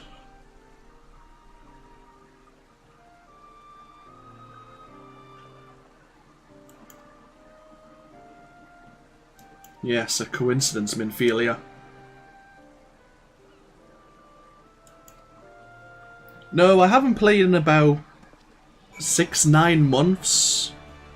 I played through, I think, the 4.1 patch of Stormblood, and then I took a break, and I think there's been 4.2 and just recently 4.3 released. So I kind of played up until Alamigo, I guess is the best way I can put it without spoiling anything for anyone who hasn't actually played the game and is watching the series. So I've got up until Alamigo and the situation there. But yeah, I'm interested in either probably joining the Maelstrom or the Immortal Flames. My original character joined the Immortal Flames, but again we did start in Uldar again, which kind of gives me a sense of belonging to that city. But I'm used to playing as a rogue and ninja, which is my original character, and then when I came back for Stormblood, I switched over to Conjurer and later to White Mage. So I've never really played a tank as well, but during my testing of streaming, my cousin actually mentioned I should maybe play a tank and try it out, as it would be more intense, more interesting. I'm kind of basing it on the speeches. Like the Gridanian speech from the Elder Seed Seer didn't really motivate me, whereas Rauban and the Admiral, whose name I can never pronounce, was quite passionate about their duty. Yeah, same. That's why I'm thinking of joining the Immortal Flames again, because I've started in Uldar twice now for my main and for this character as a gladiator. Yeah, I suppose we'll join the Immortal Flames. Like, it doesn't greatly matter too much. Like, there is a few things that, I guess are different. But, in terms of the main storyline, it doesn't greatly affect them. So, we're gonna head over to Middle La Nocia. Let's see. We'll get some experience from unlocking the maps. We'll just have a quick look to see what missions are available. Okay, so there is an Aephorite we need to attune over there.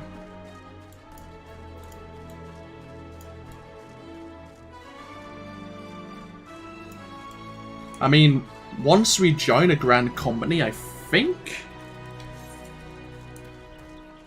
we will get our first kind of in-game mount. Actually, well, I mentioned that half an hour ago or so. Like, I do have mounts available, but we only got them through being a subscriber for so long. Yeah, the difference is I think you obviously get a different salute that you can use. But I think there's, obviously, I think it matters in PvP as well, but you can randomly join the Grand Companies for some of the PvP matches. And I think they sell some different cosmetic loot, but apart from that, there's not really too much difference. Like the crafting regions and such are pretty much the same.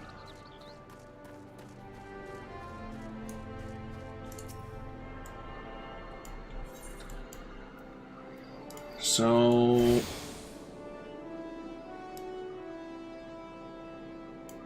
hire ourselves over to Aleport now. Let's have a quick look over there.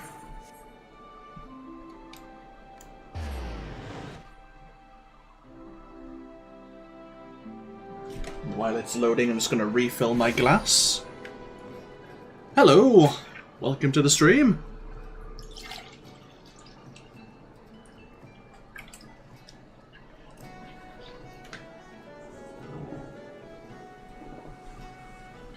Right, let's see, what else do we have?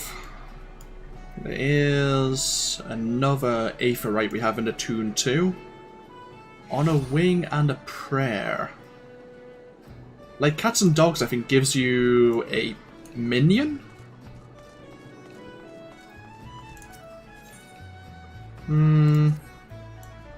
Maybe not yet, maybe it's a chain quest.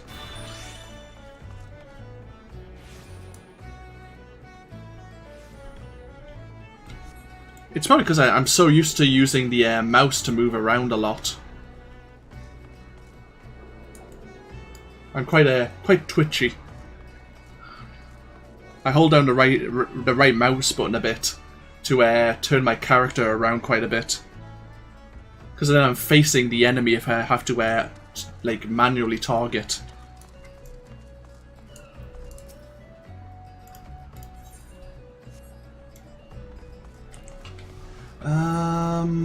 Aha, that's where we need to go. Keep your day job. We'll see what this quest is.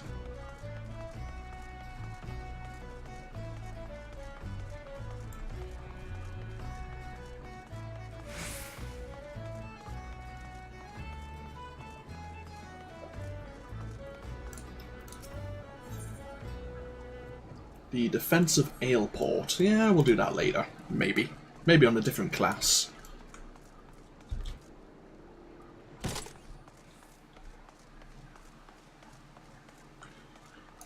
We have the Levy quests here, which are level 15 to 19.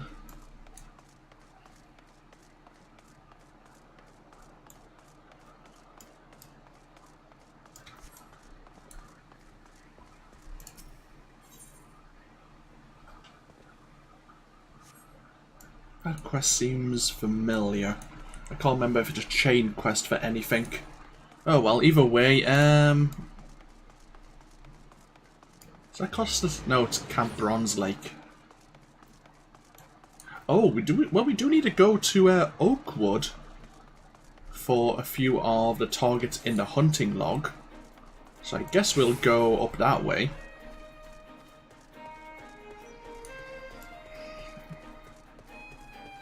Level 35. Did we learn any new skills? I think it's level 36, isn't it? Yeah, for awareness.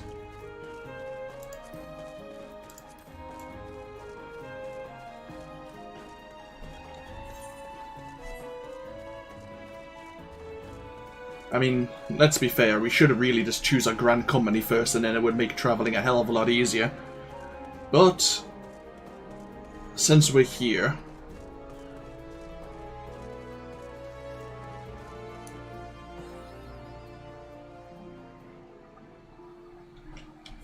right, so what do we have to kill in the Oakwood again? Stone shells, Quirl pops, and I think that's it? Yeah. So this is not a very large area, so they will be around somewhere. And I think we can take the ferry over to Camp Bronze Lake.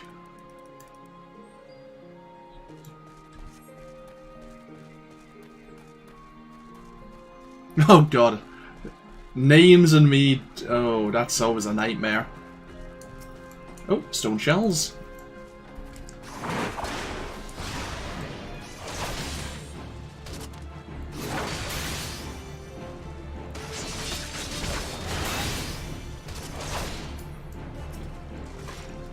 I tell you what, actually, this will make things a hell of a lot easier.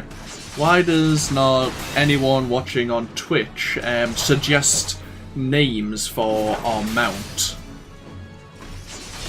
And I will decide on... Suggest maybe 2 names each. And I will pick the one I like the best.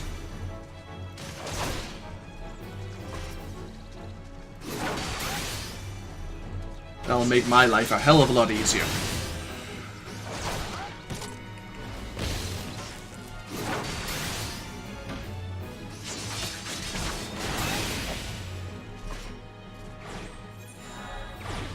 Okay, with stone shells and Quirl pops. So where are they?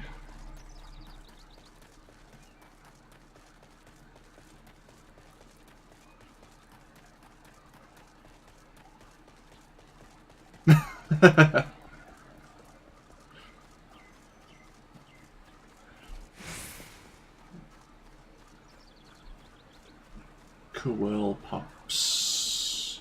Hello, kobolds. We'll be dealing with you in the near future.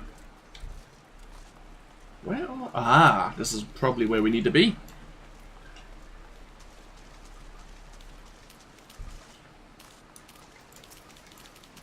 God, they're huge for pops. How big do Quirls get again?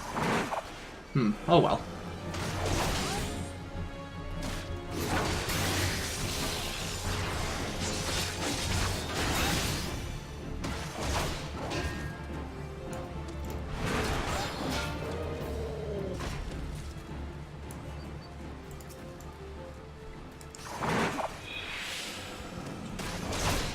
Oh no.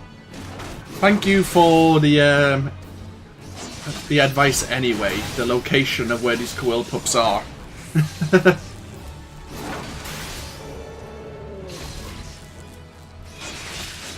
I was just lucky I kind of chose the right direction. This could have led totally to a dead end.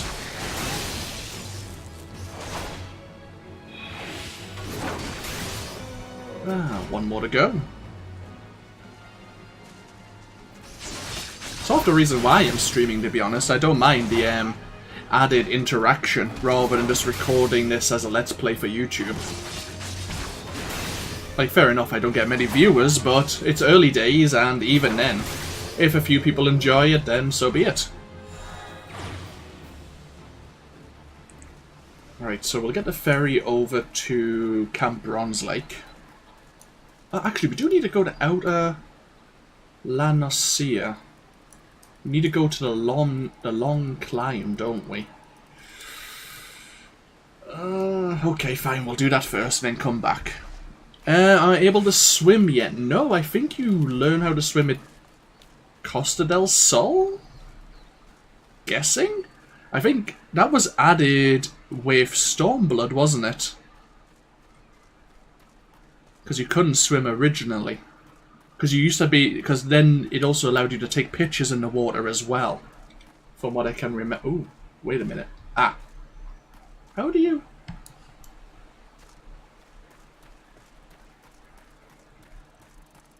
Ah, I was going to say, how do you get up there?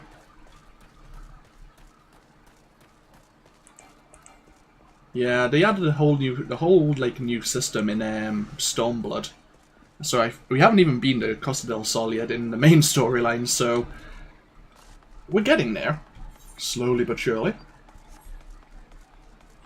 Yeah, because there's treasure in like chests underwater, isn't there? Like sunken ships and such.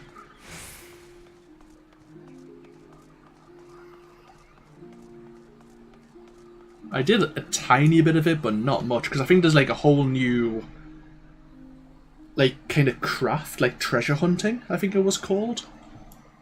Something I never really looked into.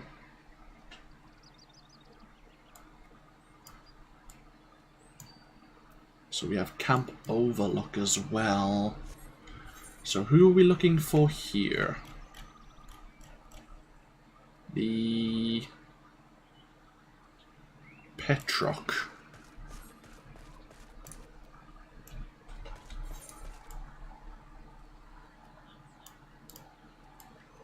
Yeah, that's true. We could go through Elder just to get over to Camp Bronze. Like really, I should be doing this when I'm doing the side missions, but oh well. So Petrox will be somewhere. Oh, right next to me, in fact. Oh well.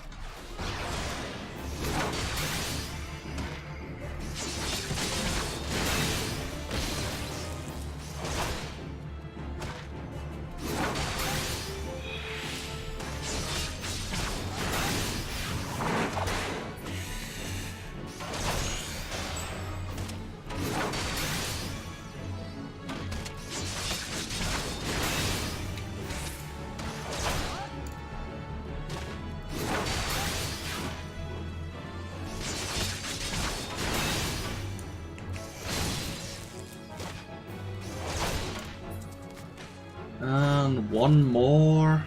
Aha, one more.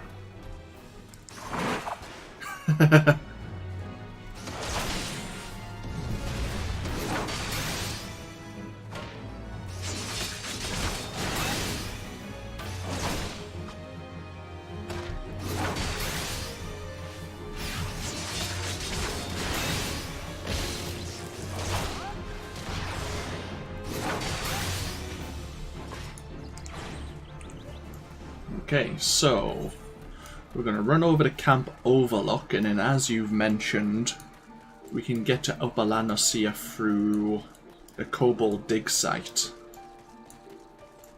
This is kind of on the way to Titan, isn't it? Yeah. Oh, hello, we made friends.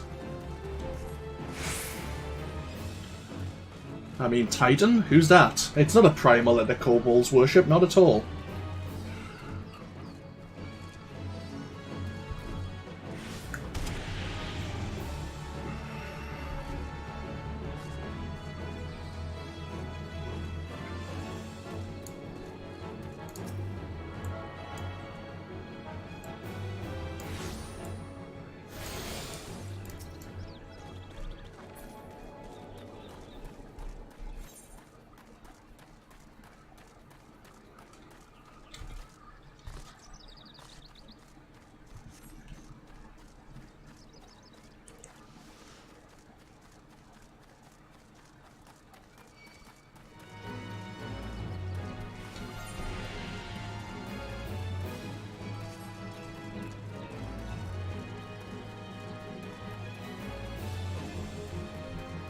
So, what else do we have? North Shroud and Eastern La Noscea hit the Blood Shore.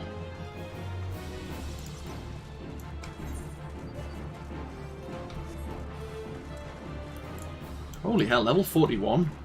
Yeah, we're definitely not meant to be around here just yet.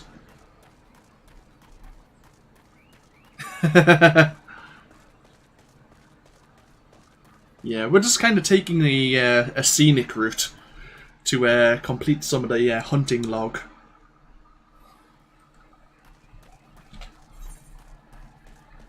We're kind of doing this really backwards as well. We're meant to start up from Costa del Sol, which is over here at the Blood Shore, and then work our way up into Upper La Noscea, which is where we are now, and then head up into Outer La Noscea. We're kind of doing this very backwards.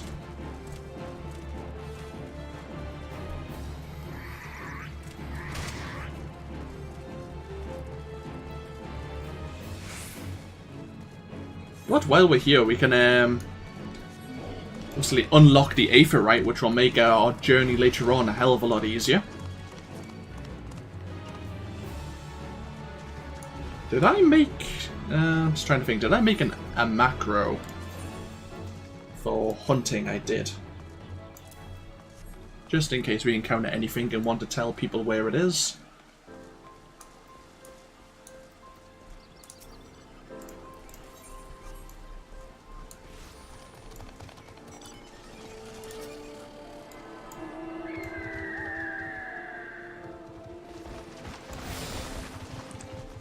So over to Eastern La Noscea now. Yeah, looks like there's a hunt going on somewhere. Oh, speaking of, there it is. Oh no, this is a fate boss. Okay.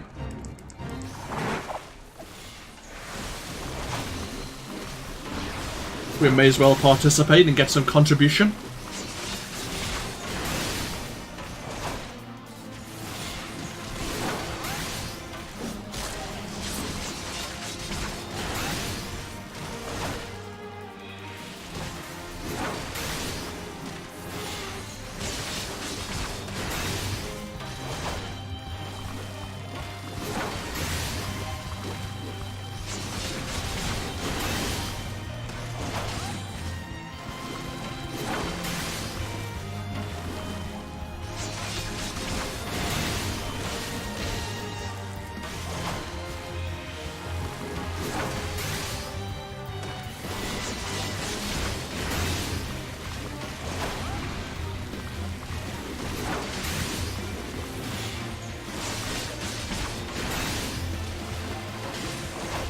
What weapon are we using? What?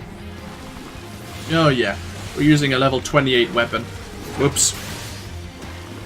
Which is fine for where we're currently at, but for this area, we're not very well geared.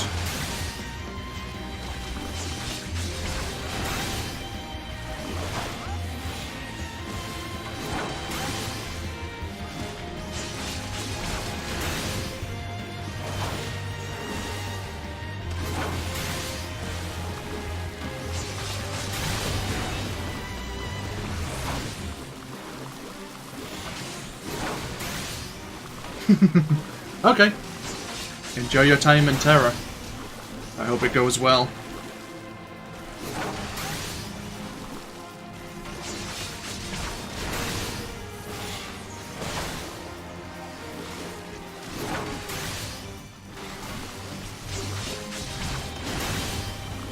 Yeah, we're just kind of exploring at the moment. Exploring the land.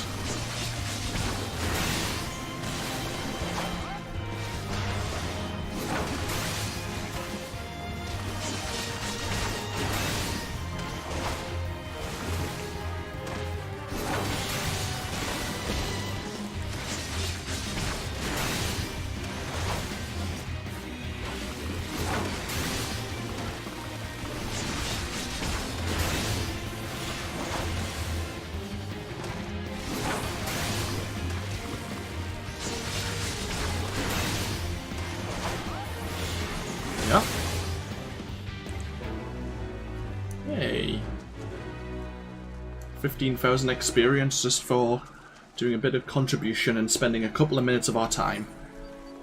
Well, looks like there's another boss as well.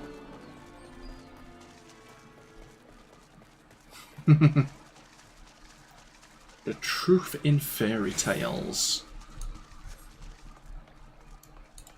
Is the Dark Knight coming over? I think they might be. Do we want to contribute to this one as well? I mean, I guess we could. I mean, we're probably going to get a ass handed to us, but oh well. We'll see how it goes. We may need assistance. It depends.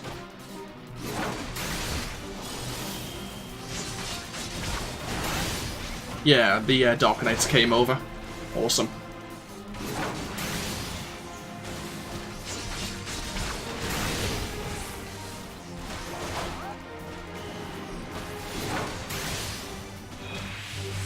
They may be able to take aggro off us. I've never really played as a Dark Knight yet.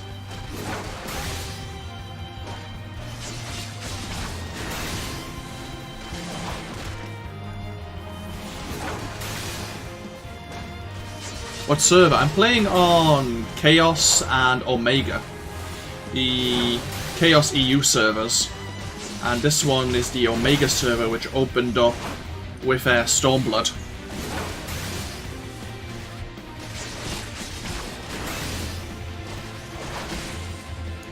I was part of the RP community here when Stormblood came out for a little while. But then, obviously, I had a few months away and everything's changed.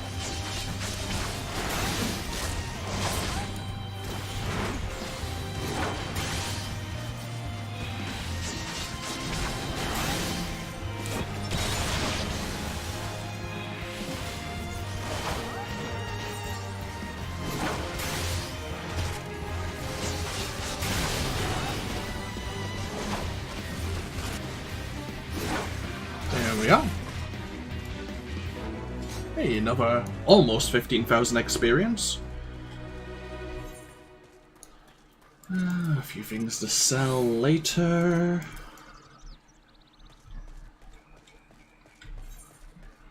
Right. Onwards to Costa del Sol. And then once we've unlocked the 2 Aetheryte here, at least I think there's 2. Yes. We'll head back and join our grand company. Is there anything here? Costa Beach Party.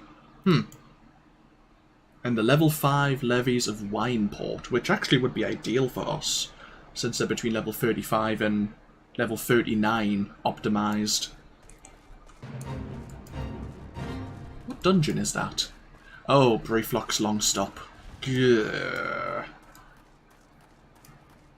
We have a base of operations for the Garlean Empire over there.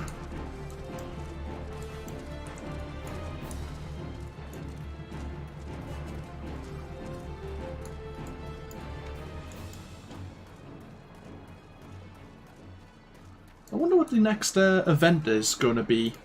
We've just had the season event over at the Golden Saucer. Oh, we don't need to speak to the Levy Met.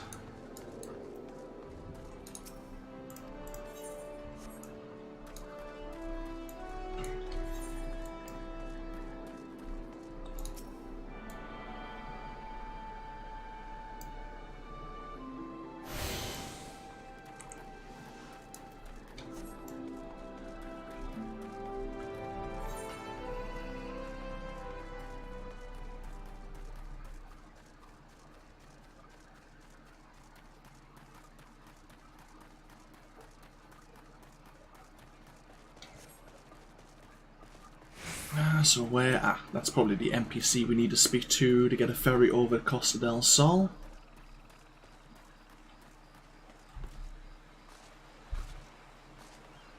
Oh, come on, really?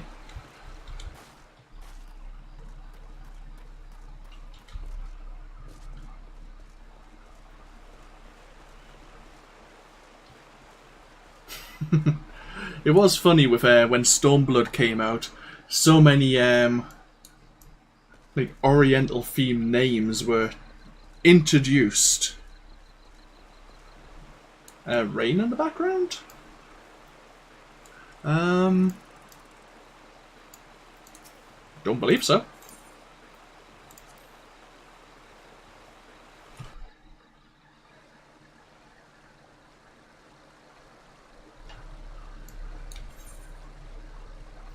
Let's see, level 30 Guild Levy quests here. So what are we looking for again? We are here in the Bloodshore. Apkalu, which are probably not here. Let's have a look. I think they're south of Costa del Sol.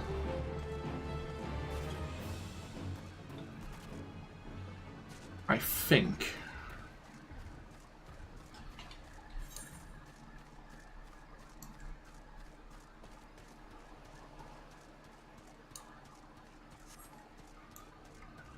It's been a while.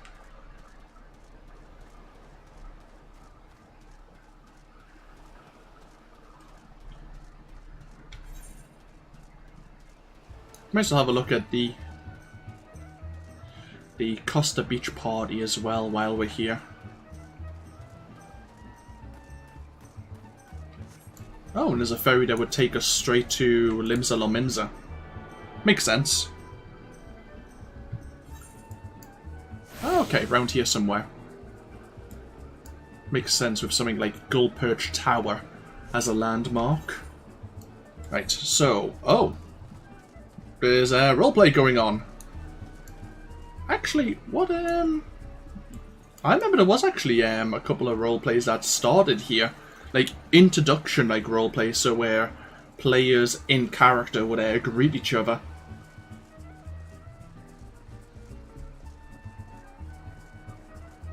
Oh, wait, is this what I... Yeah...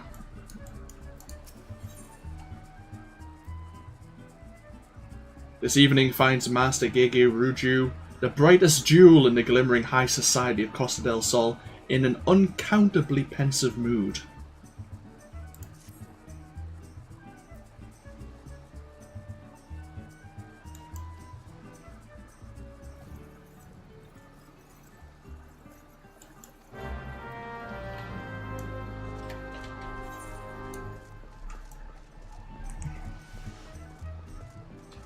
Can't remember if you get anything from this, but hey, may as well.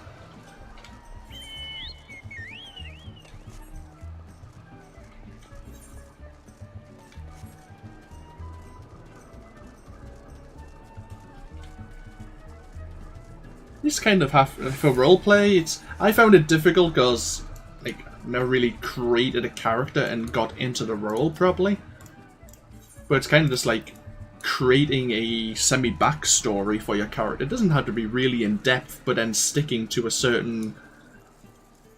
like, imagine how that character would react, and just play out a story. And then that story kind of grows as you interact with other players. Depends. Some of them are short-term, some of them are long-term role plays.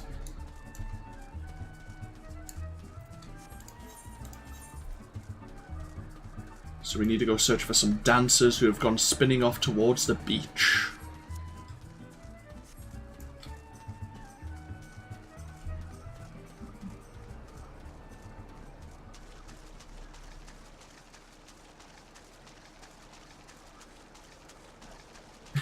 How it would work. Yeah, I know how you mean.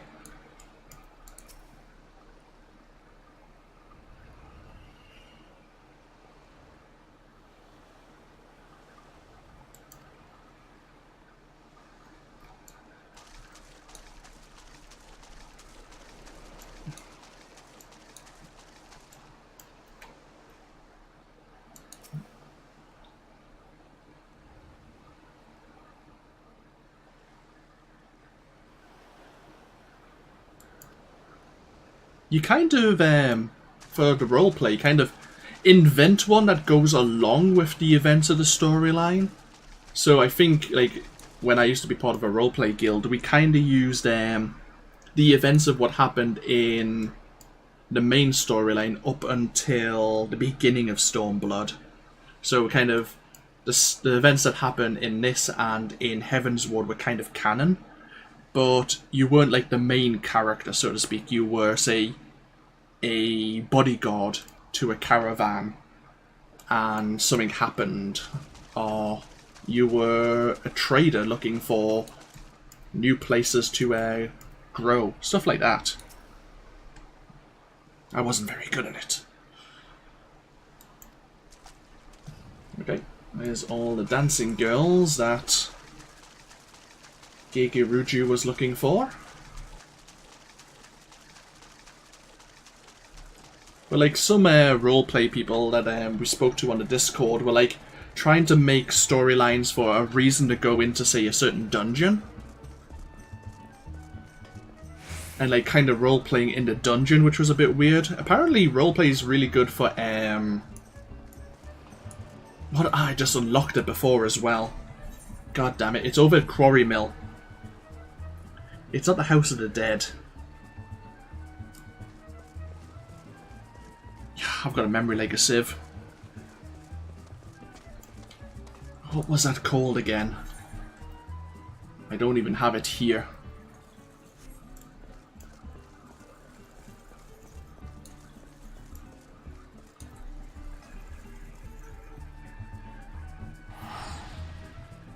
Yes, thank you, Palace of the Dead. Yes, you're quite right.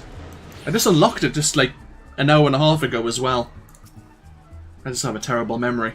It's because I've never done the Palace of the Dead either. I've known about it.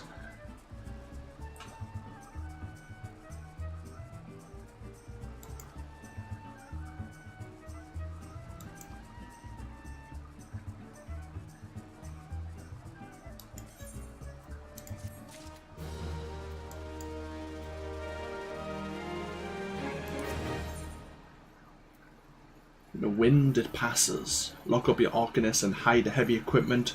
Magic Gigiruju is feeling bored once again.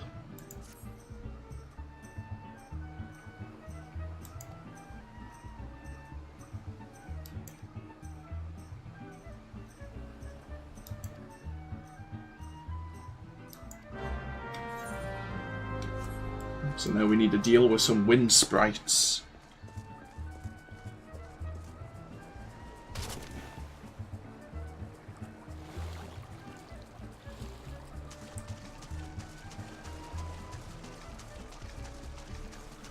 There's some roleplay happening over at the Sun Loungers. Oh well. It's nice to see that it's still going alive and well.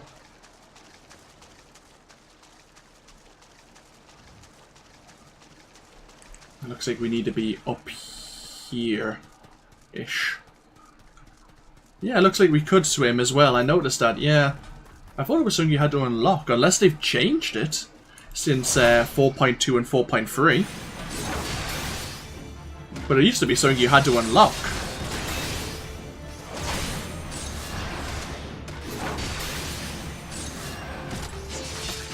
Because there were some places in Stormblood you had to swim.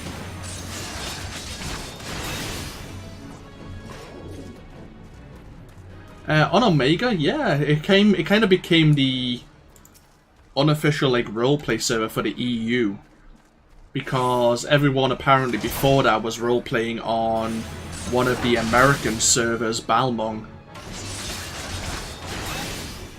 And that was even like the European players were dealing with the high latency just to do some roleplay. But when Stormblood came out, they were introducing Omega.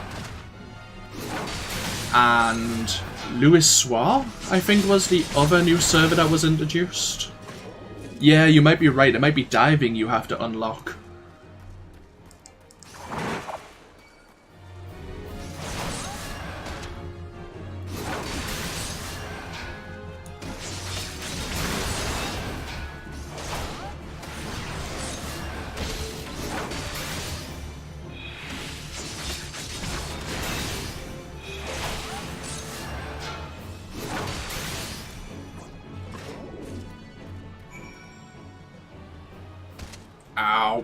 And down to 1 health.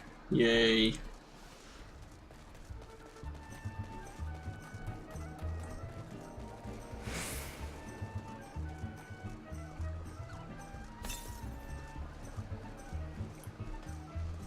Oh, wait. We were meant to, oh, for crying out loud, we were meant to use these actually up on the cliff. God damn it. I wasn't paying attention. I think I did this actually when I was playing on my main character as well. I think I did the exact same thing. Kind of just on autopilot.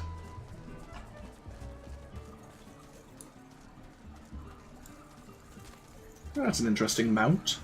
I'm guessing it's a mount.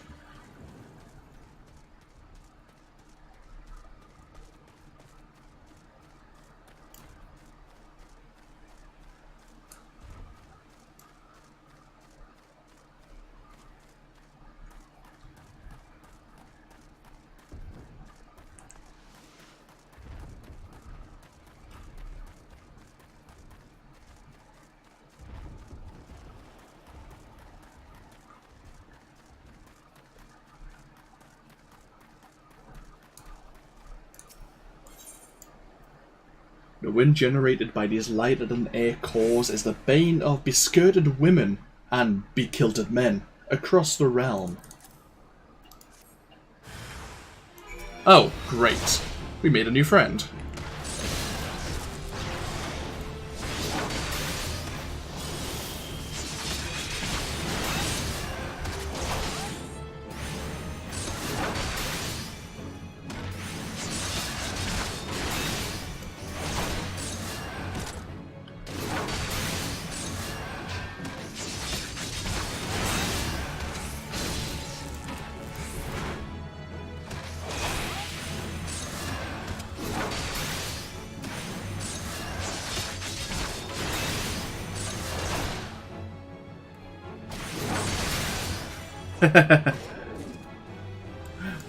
I'm reasonably close to Scotland. I'm actually from Newcastle. I'm a Geordie.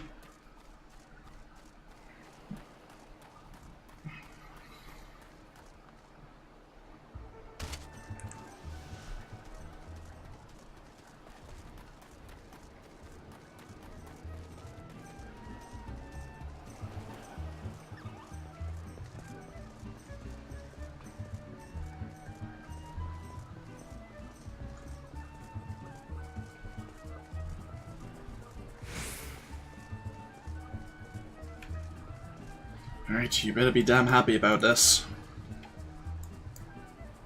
Ah, no worries. Yeah, Newcastle, it's the northeast of England. It's very close to the kind of the border of Scotland, so sometimes we get that easily confused.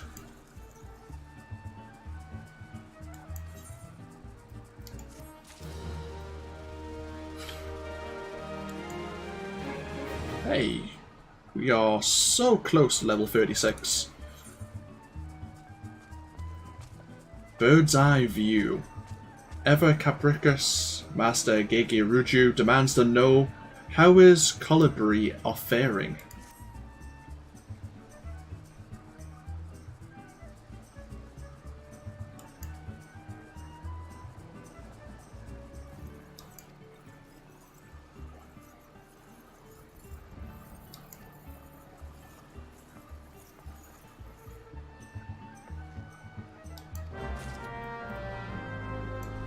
Okay, we need to speak to a poacher.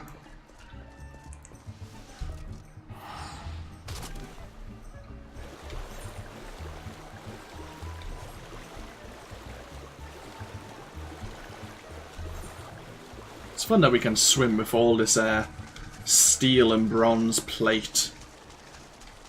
Not gonna complain though, it's better than drowning.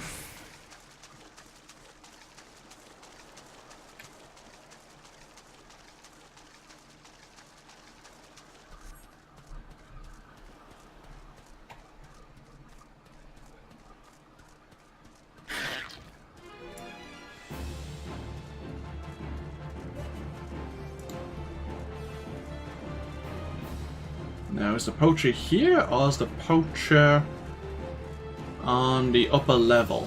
He's probably up there. Oh no. He's there.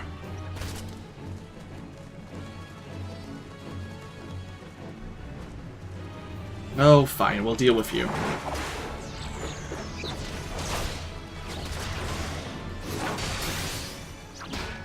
Oh, yes, I did see the shark. I forgot when it was. I think...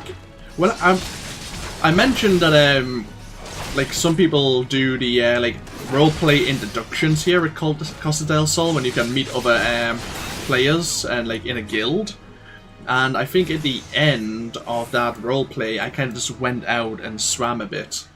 And kind of just lays and took a few screenshots with the shark. Because it kind of does a, almost like a circular route.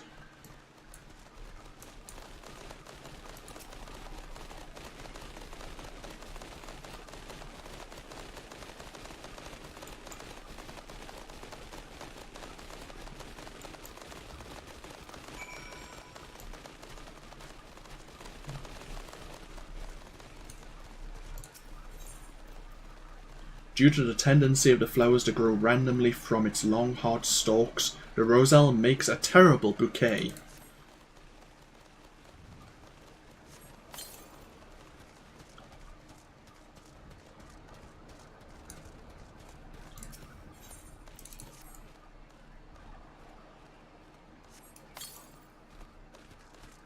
So we're trying to lure the Colbury back over to Costa del Sol.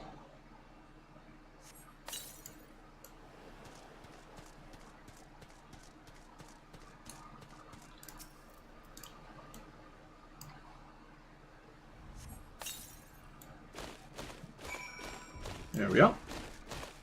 And now we need to speak to the poacher once again.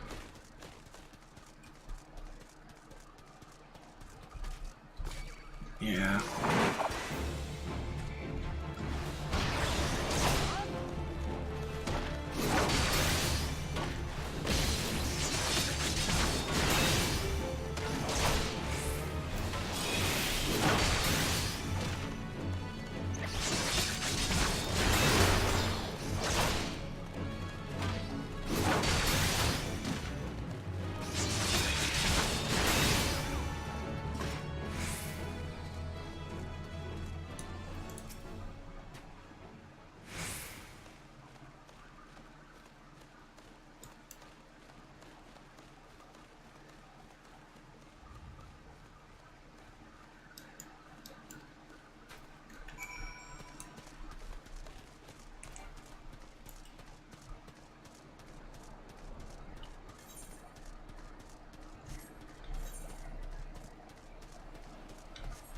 And we'll see if Master Gegeruju wants anything else.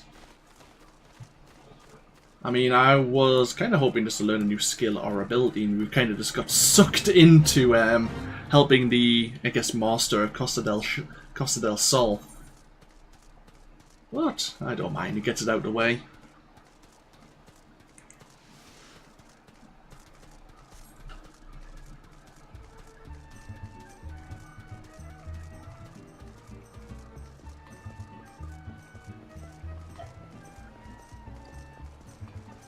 Yeah, we might go out and actually see the shark. Since we're here, we may as well go swim out and find it.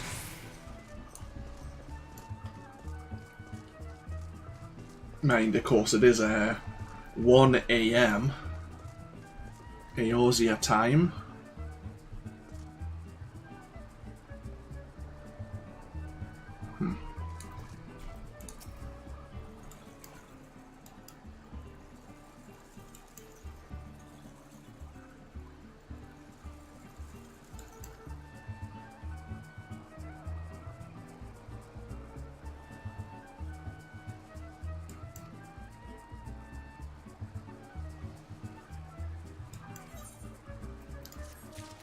Oh, no, that's all done. Fun now. No doubt he might have some more quests for us later. Let's go have a look for the shark, shall we? And then we still need to go get those Apkalu from around here somewhere.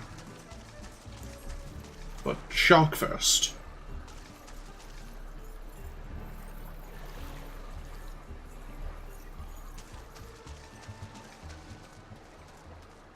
Now I think it's over this way.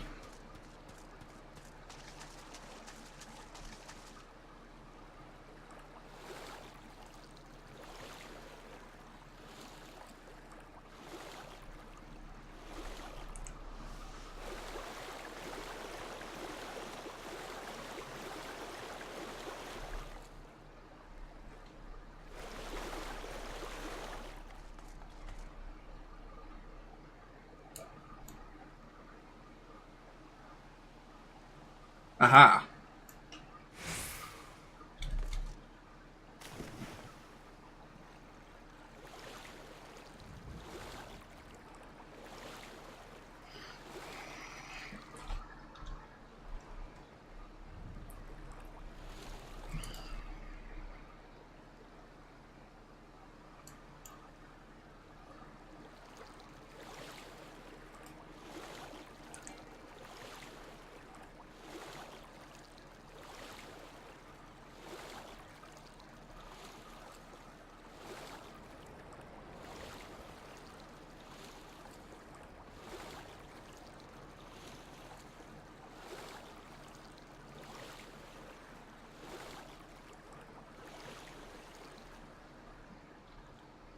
Oh, we're at the end of a map, it seems.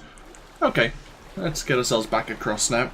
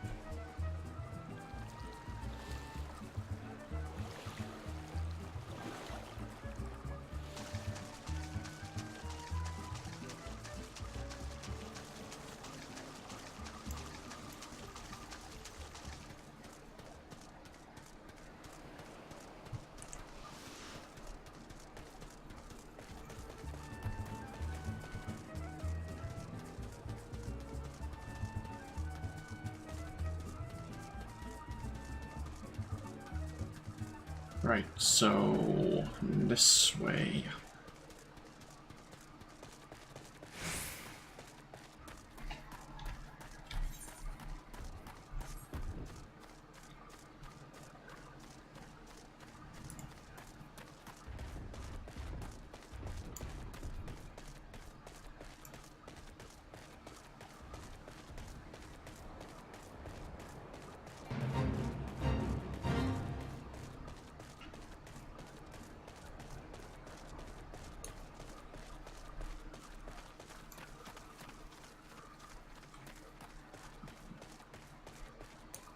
Aha.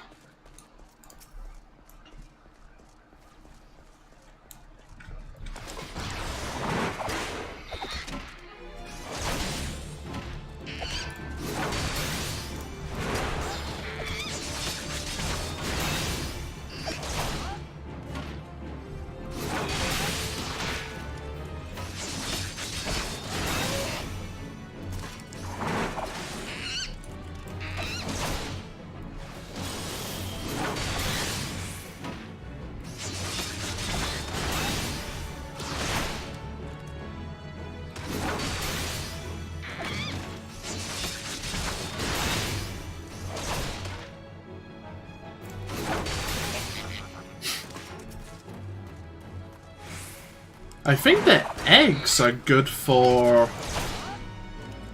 Is it these creatures? Or is it something else?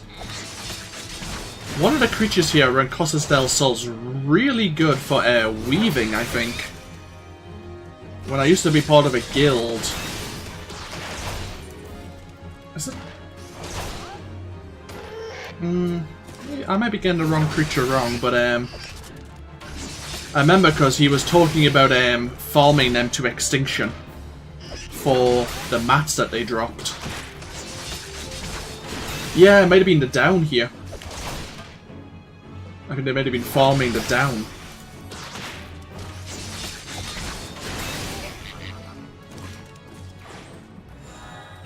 Okay, hunting log complete. Well, not complete, but we need to head over to North Shroud at some point to deal with the balloons. Right, anyhow, over to the Waking Sands, which means we're going to Horizon. Yes. There is a quest we can pick up in the Steps of Fall in Uldar, but we'll probably end up becoming a member of the Immortal Flames, so we'll be going to Uldar anyway. And it's just unlocking another dungeon. I think it's the Cutter's Cry dungeon, which we could, it was available at level 35 and beyond.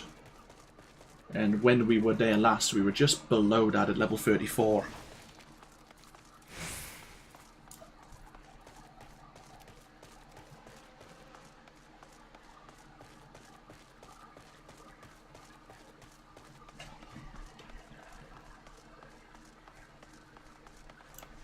Nope.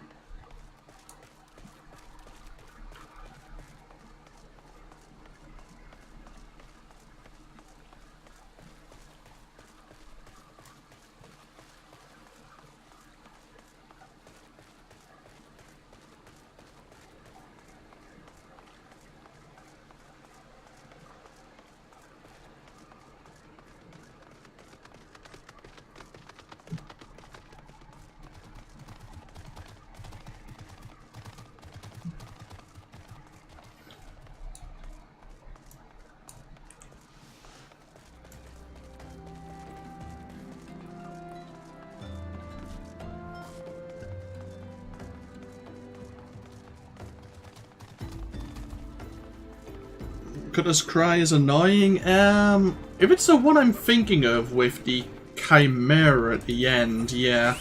It's annoying if you haven't like learned the mechanics of when its eyes glow a certain colour. And the Sandworm beforehand is a bit of a pain with its AoE blast skill. I think that's the one of the Chimera.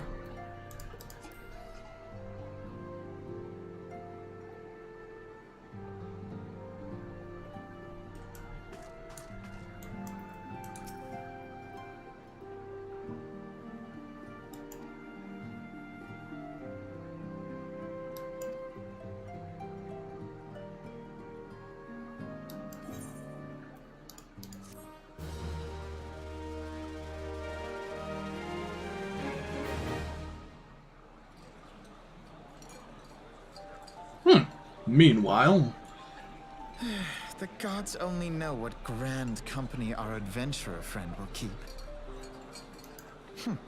The wheels of change are in motion regardless.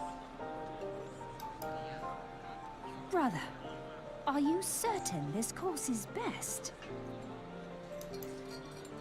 Whatever do you mean, dear sister? The so-called Remembrance ceremonies were little more than standard waving rallies. As though the Calamity and 7th Umbral era warranted scarcely a mention. Well, of course they were standard waving rallies.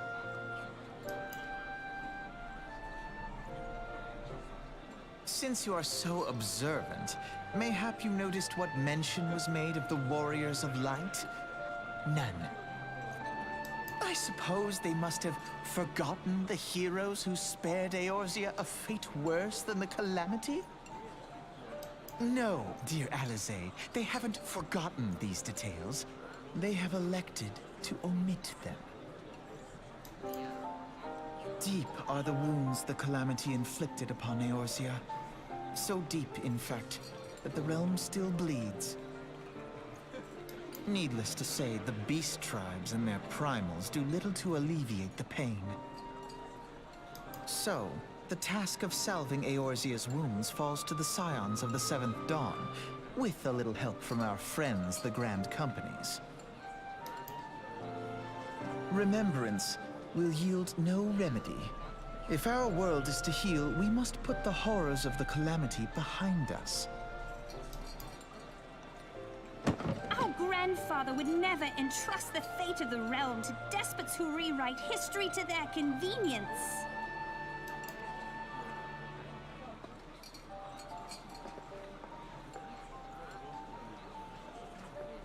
There must be another way to cure what ails this world, and I mean to find it. You are most welcome to try. Our paths may differ, but our destination is the same. In time, I dare say we will see eye to eye.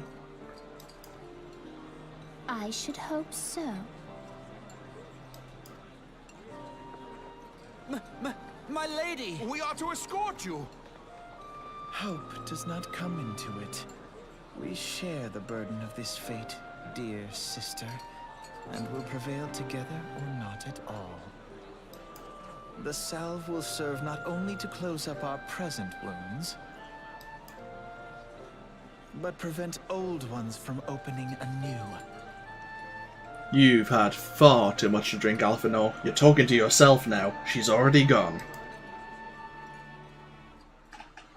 It's interesting, actually, because I'm not sure if it's from now, but I don't think we see Alice for a long, long time. And should I mention something? Like, not to try to spoil a storyline or anything, but the Warriors of Light from the kind of opening cutscene, I had forgotten about them, but yeah, they may make a reappearance at some point. So, do we want to become a member of the Twin Adders, the Immortal Flames, or the Maelstrom? I think since we did start in Uldar, we'll keep with the Immortal Flames. I like Raubarn as well. I've seen some meme pictures and meme names of Lalafell, but we won't be talking about that just yet.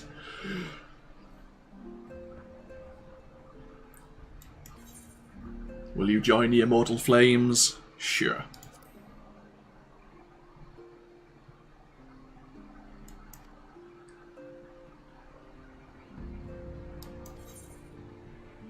The company you keep. The Immortal Flames recruitment officer seems eager to welcome you to Uldar's Grand Company.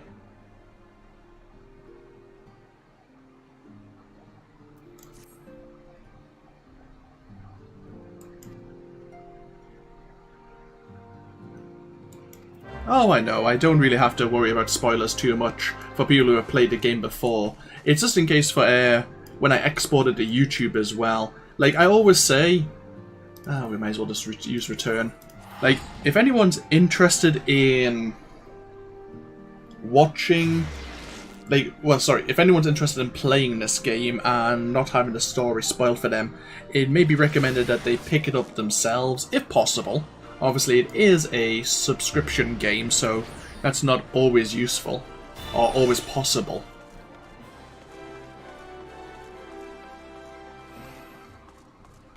But yeah, in case anyone is watching for the storyline, it's, I don't know, covering my own back.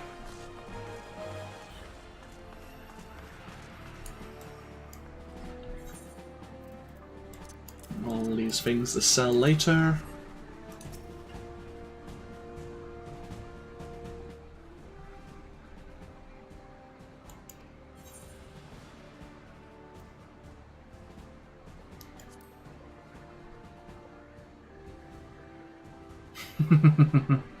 Hey, I've been waiting to see if either of you would like to suggest a name. I was gonna say suggest 2, and then I would just like kind of pick from them. It'd make my life a hell of a lot easier. I think, like, to be honest, with my other Chocobo, I think I just ended up calling it Choco Puff, and I don't know why I chose that name. It was just random and it was fluffy. So sue me.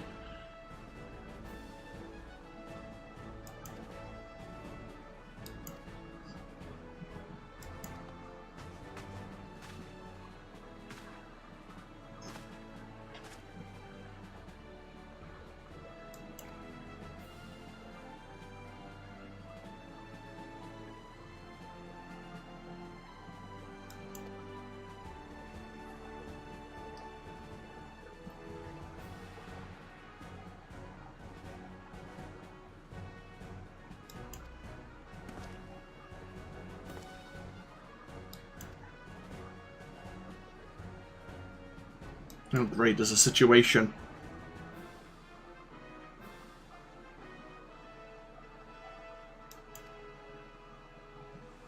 An airship's been taken down, maybe by the Garleans. Oh great. Where are we going? Oh yes!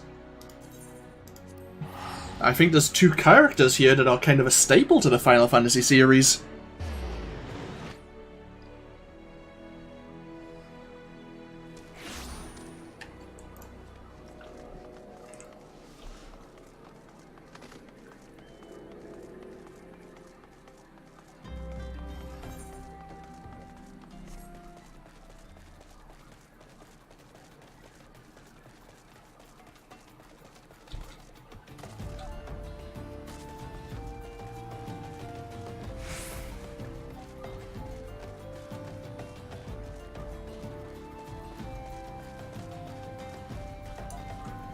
Now, which one are you? I can't recall. Do you want to commence battle for the company you keep immortal flames? If your level is above 24, it will be synced. You named your Chocobo Carter and Joey. Can we? Reminds me, I should watch X at some point. X the movie once again.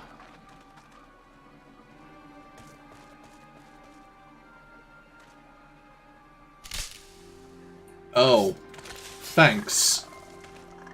Hey, Coblin, take the blame.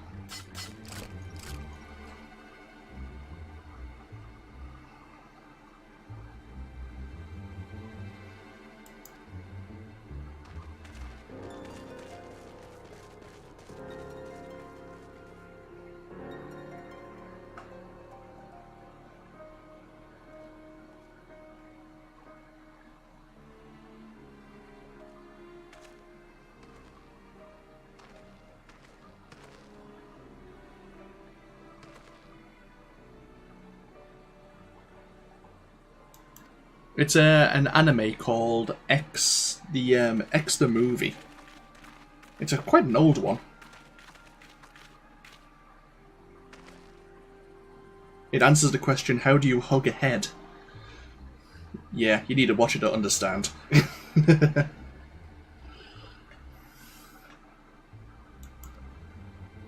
Yes, thank you.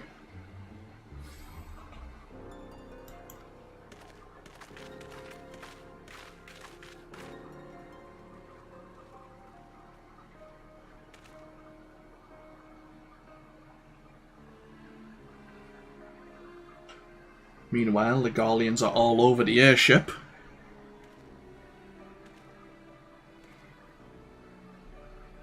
The traitor Garland.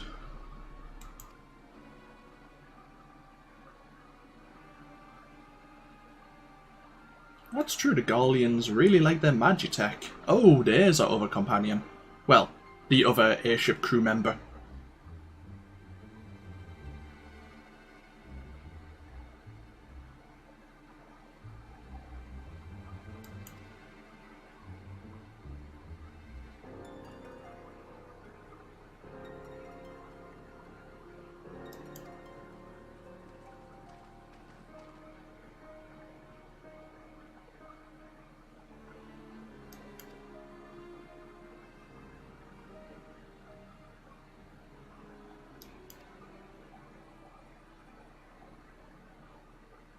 first airship we've built since the Calamity.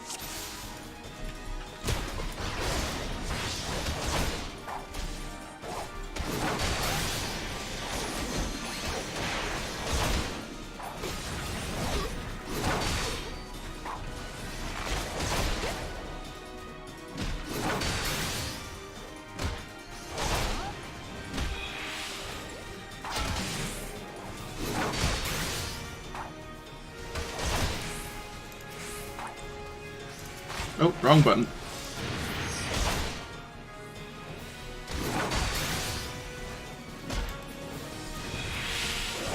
You looks like you have some healing magic.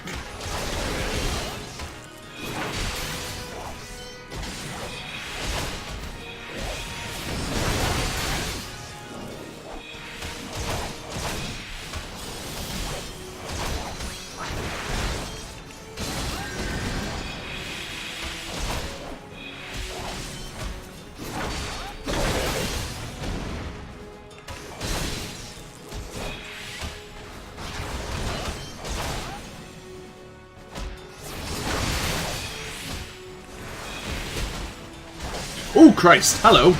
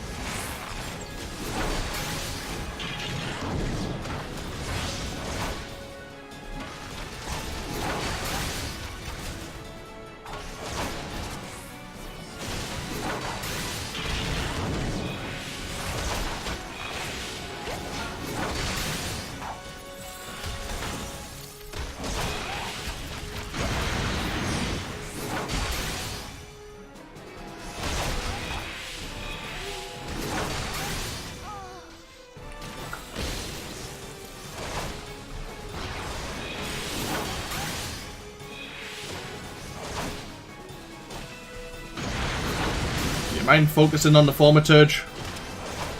Looks like it random aggroes with that skill. Oh, it's running away.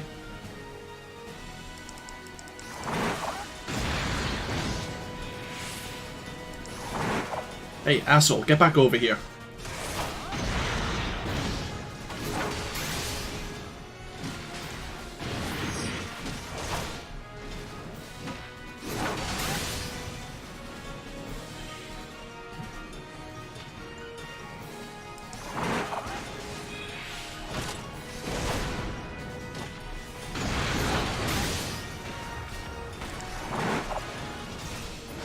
There we go. Duty complete.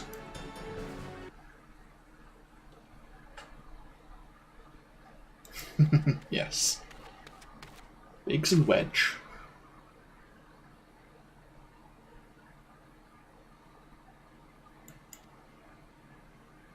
Can't remember if there's a Jesse in this game as well.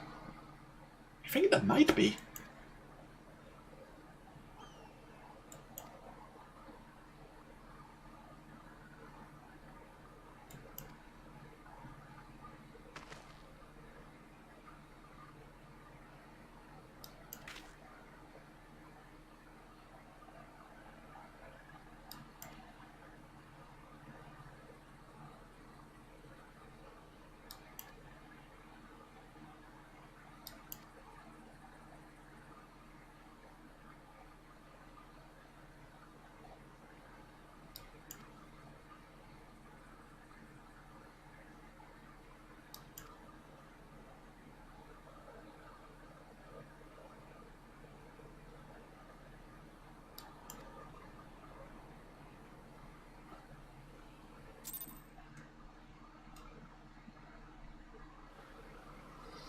Okay, and back over to Uldar we go.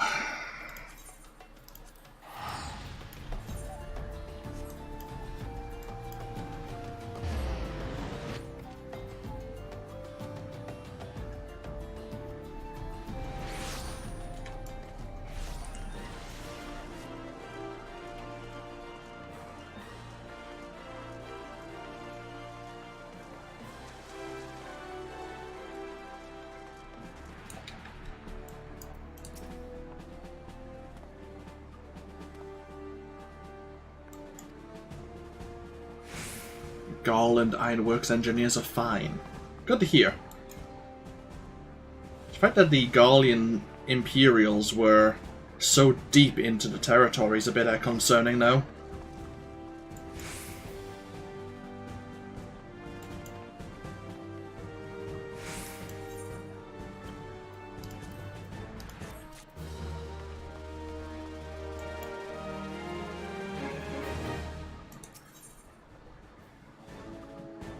For coin and country.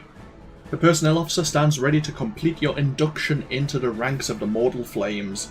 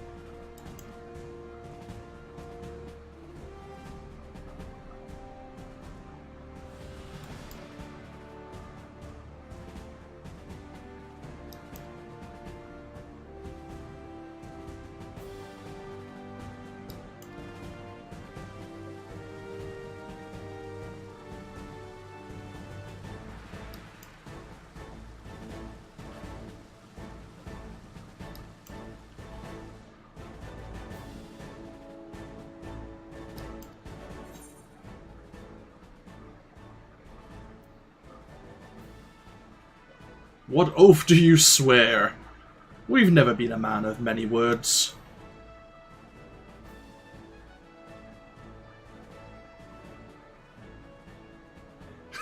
We want a man of action.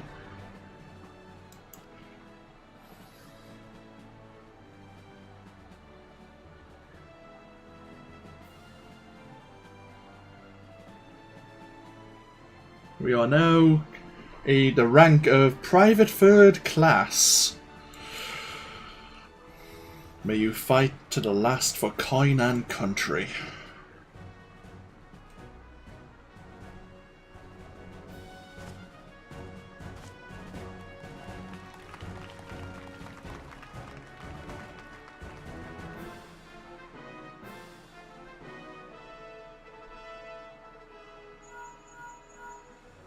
Hello.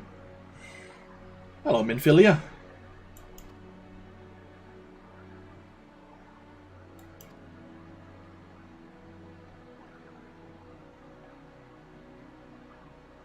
Return to the waking sands at our earliest convenience.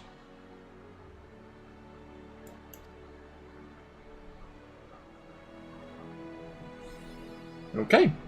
Hey.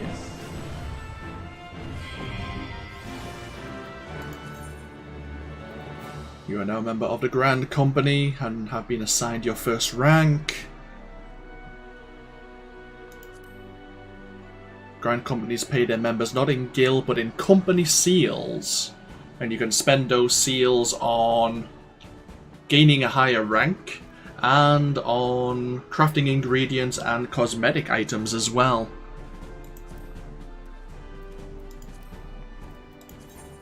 I've never really completed many of the supply and demand missions. There are some for like crafting materials. Let's have a look. So yeah, supply, provisioning. They're not here just yet. If I wish to become a private second class, I need 2,000 seals. And by increasing my rank, I may gain access to more cosmetic and crafting ingredients, but also I will maximize how many seals I can actually carry on my person. Okay.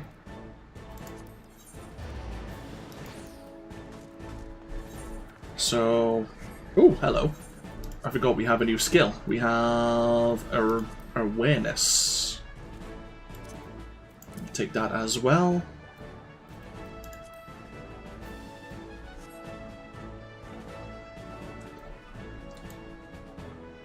A good way to get seals is doing company missions and doing the fates as well. Now that we can participate in other fates and we're part of a grand company, you will get fates as part of the overall contribution for your participation.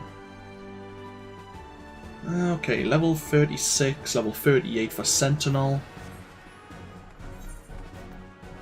So yeah, oh no. Profile, there we are. We are a member of the Immortal Flames, but we can see all the different ranks available to us. I don't know, how far can we get nowadays? We can go up to First Flame Lieutenant right now.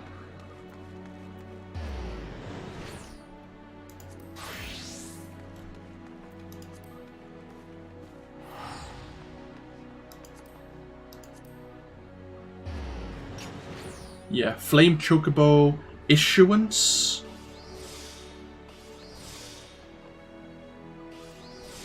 Yeah, that's what we need. Right. And what's this? My Little Chocobo and a Pup No Longer.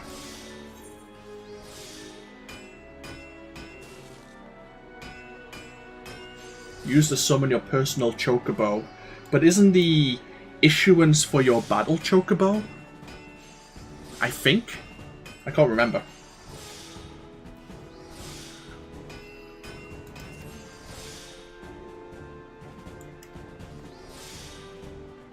Perhaps we should get ourselves a Chocobo.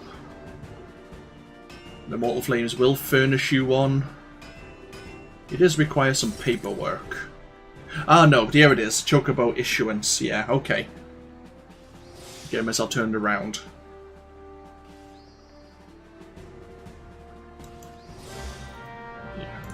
What's the other quest? A Pup No Longer. Is this the Wolves Den Pier?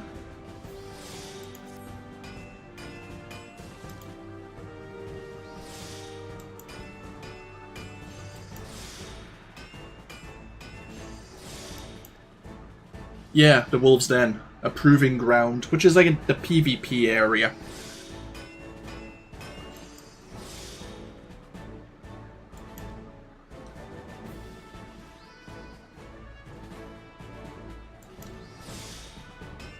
Seek out Storm Captain Berkoea. Okay, if we can just turn this in, that's 1400 seals. How do we get to the Wolves' Den from the Morabai Dry Docks?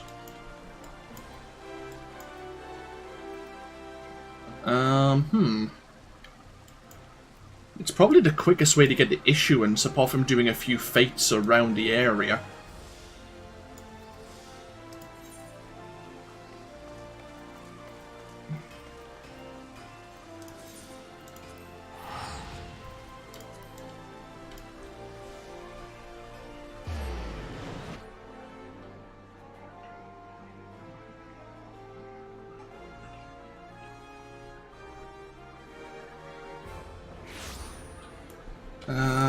So we need to go to...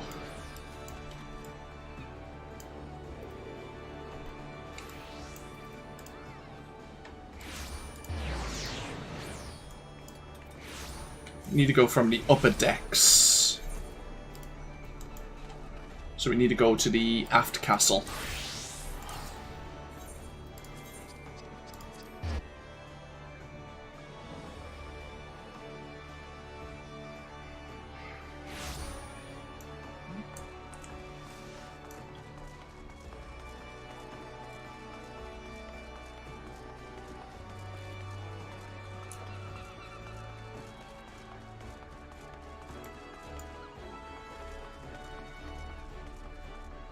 Yeah, we don't need to participate in any of the PvP events, even though we could, of course.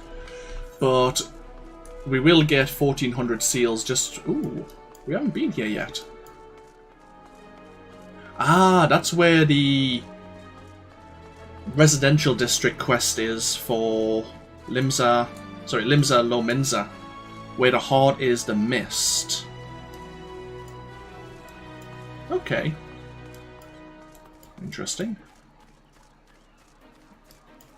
We have guild levies of Moraby. Failure to lunch.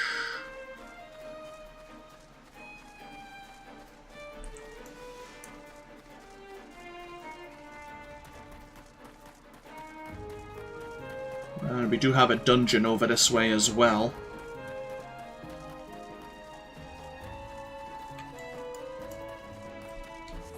Either way, we'll take the ferry over to the Wolves' Den.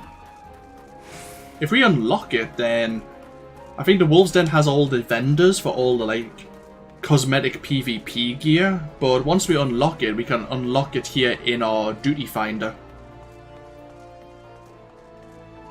We still need to do Halatali at some point. We'll probably do that in the next stream. We have been streaming for quite some time this evening. But we haven't really done much. We started this stream after defeating Ifrit. And all we've done is listen to the speeches of the Grand Company leaders and then choose a Grand Company. And take a lot of take quite a large scenic route.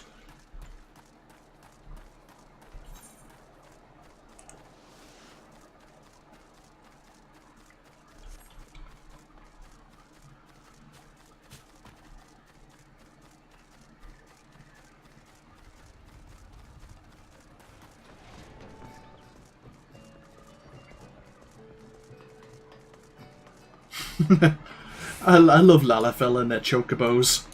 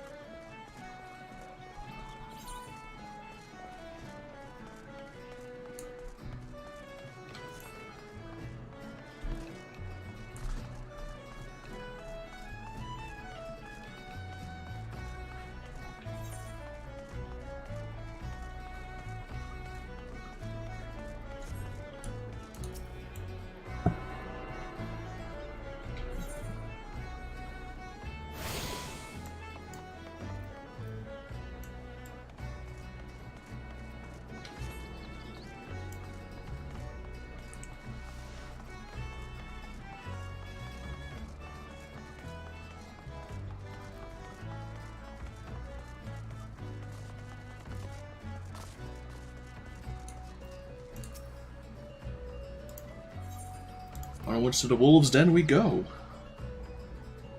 You suggest Featherbutt for the chocobo's name.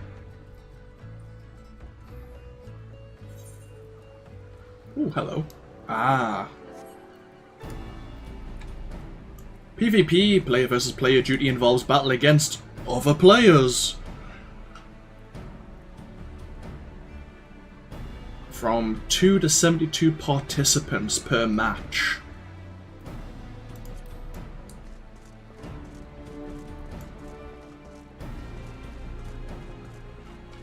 So let's see, what do we have here?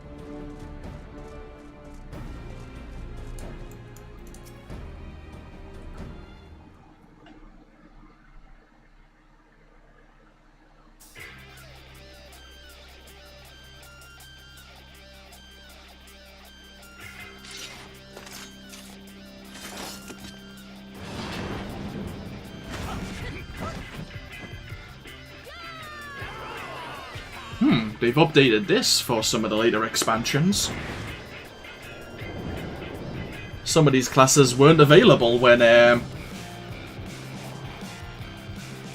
this first was open.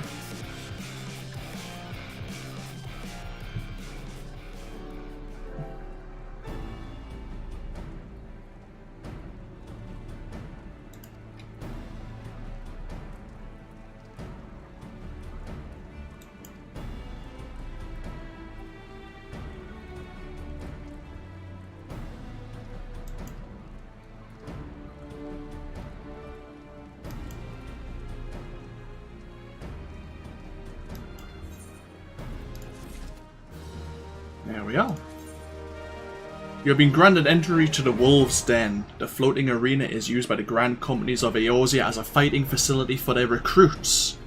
Inside the pit, you will match your wits against other adventurers just like you.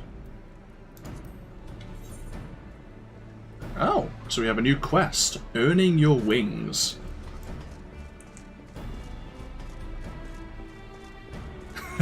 You're using Google Translate to Trent.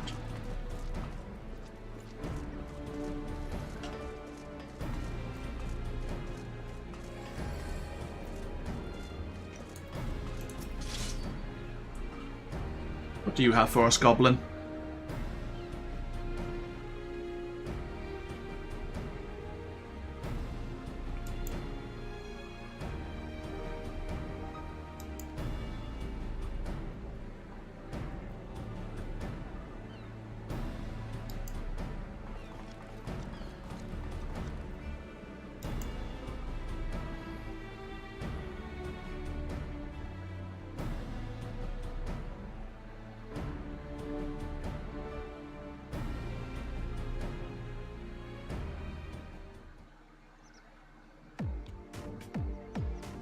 Oh.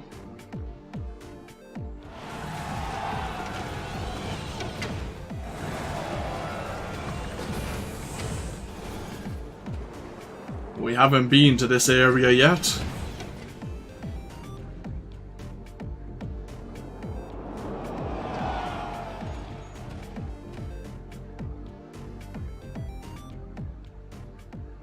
That's an area we'll unlock in Heaven's Ward, I believe.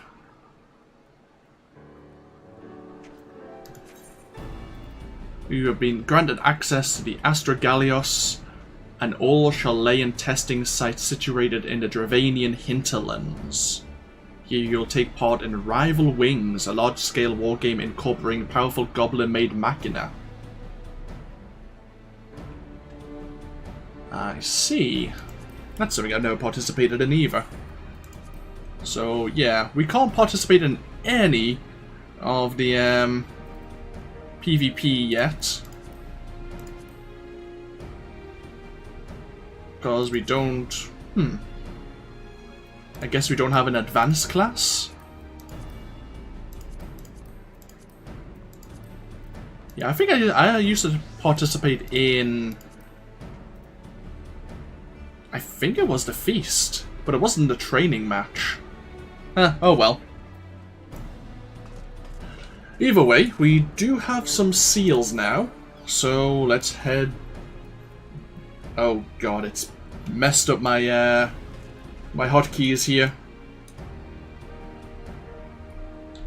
Where the hell is my return skill?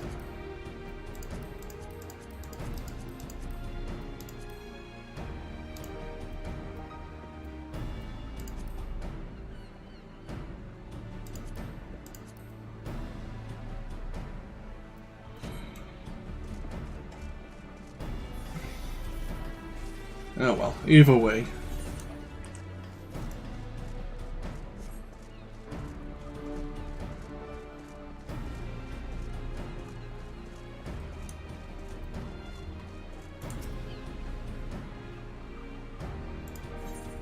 Yeah, I remember that they switch your hotbar to your kind of class.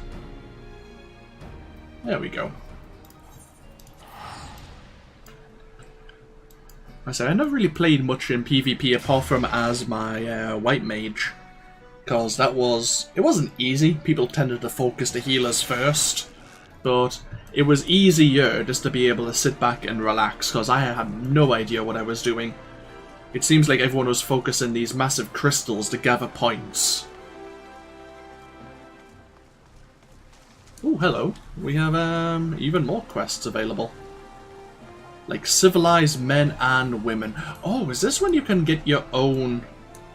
maybe not yet.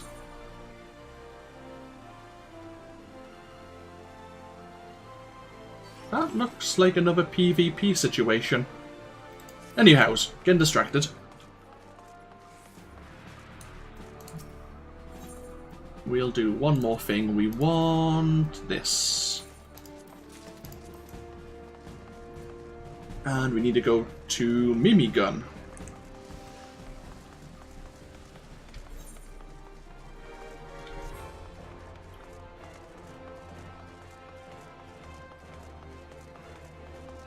Yeah, I think we might use our Chocobo actually in the overworld. And I think we may set them to support, like to heal us. Even though, since we're playing as a tank, a DPS would be handy as well. I wouldn't mind a bit more survivability for when we start getting into the harder areas.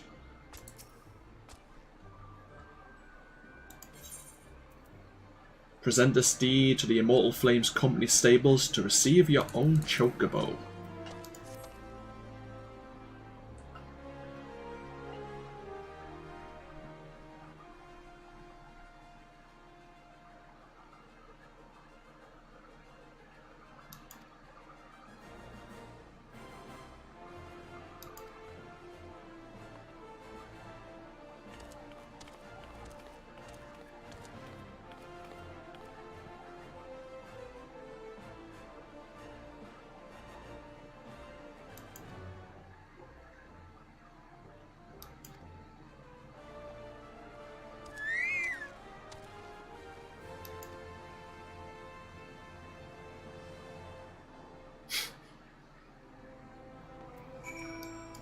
Okay. Name our Chocobo. Now, Mimiko did mention that our Chocobo is male. I'm not sure if you ever can get a female Chocobo. Apart from obviously raising one for the Chocobo races, of course. So, I guess... like, I was going to go with Jamila. Since I was going to make our Chocobo a support battle Chocobo, but I guess... it doesn't really matter. We could say Jamila's an ambiguous name, and maybe our Chocobo feels pretty. But we'll go with Kamui. I like Kamui actually. I haven't watched X in ages. It was even at a Fuma, whose head gets hugged. But again, that'll pass over the heads of some people, unfortunately. Will we name our Chocobo Kamui? Yes, we shall. And then it runs away because it doesn't like the name.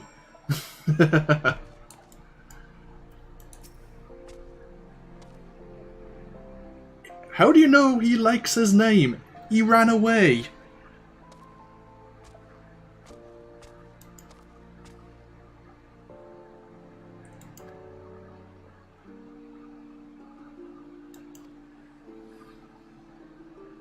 Ah, Chocobo Rider's license.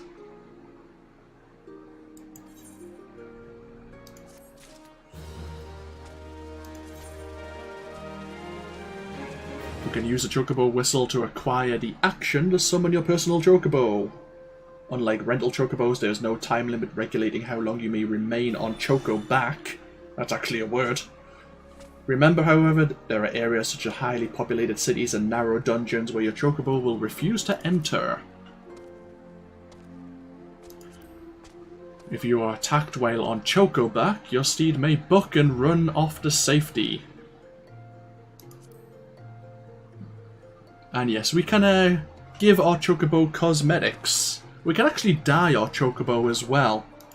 I used to have a Chocobo dye guide saved because I think I dyed my original Chocobo, like the jet black. And that was hard to do. And you had to wait a few hours for it to actually take effect. Okay. Mount guide, pet chocobo. Where will we put our chocobo? I want it somewhere convenient. I guess we'll pop it here. And we'll pop outside. Actually, can you... I may need to pop over to... somewhere. Where do I need to go again? Bend Branch Meadows. I think steeds can be male or female.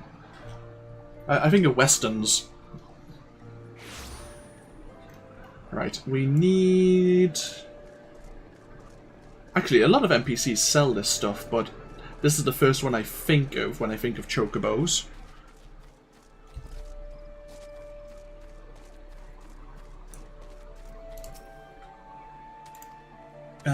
Nope. Maybe it's you? Who is it? It is you. But we're not getting a racing chocobo just yet. One of you sells what I need.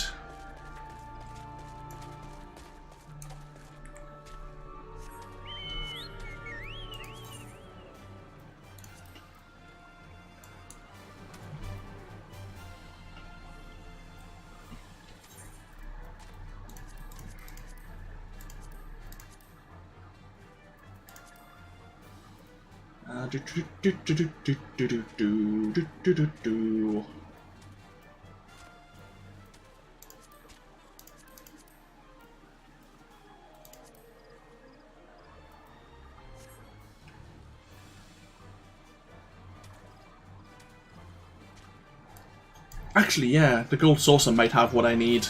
I'm not after a racing chocobo so much. I actually want to buy the gashelled greens so that we actually can summon our chocobo into battle.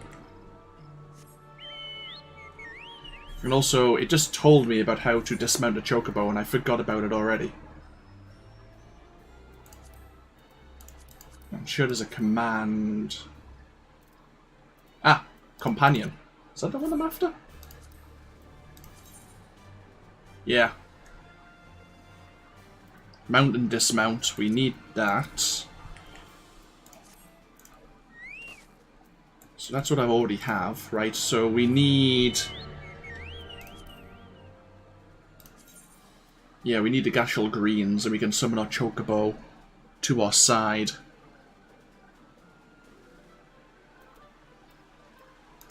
Because you can choose your Chocobo, you can give them different commands, and they can actually level up with you. And they learn different abilities depending on which stance you kind of put them in. So, yeah, I'm right. Gashel Greens are sold in towns. I'm just trying to... I always thought the Chocobo Keep here sold them. Yeah, we'll check New Gridania.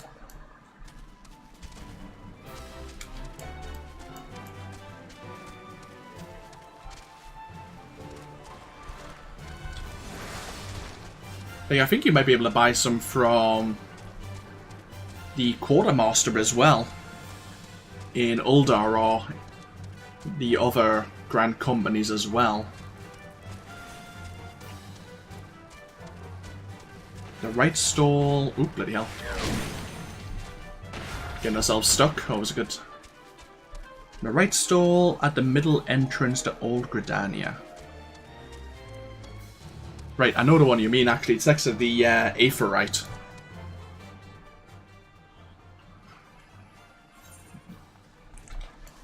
Yeah, I think it's like this one here.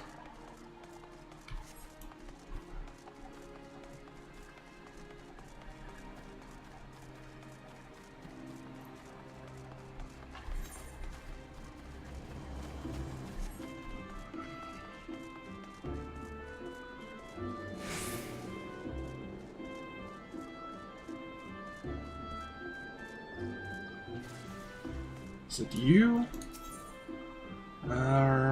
Items... Yes, awesome. We just want 90 of them.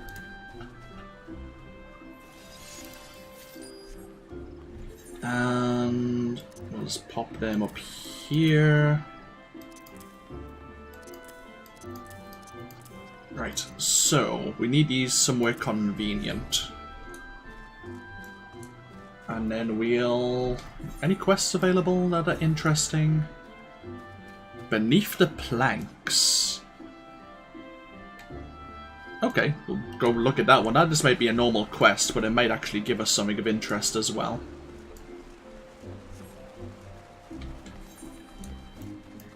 And then we'll get ourselves over to Horizon, and then we'll probably take a break from the stream. I say I need to take a small break anyway, and then see what the rest of the evening brings.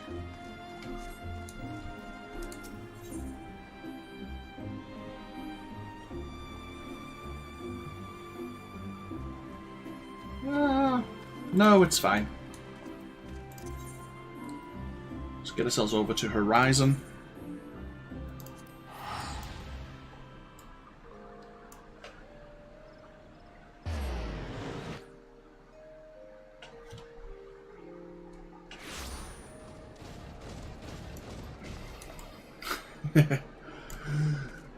Oh, we're going the wrong way. So,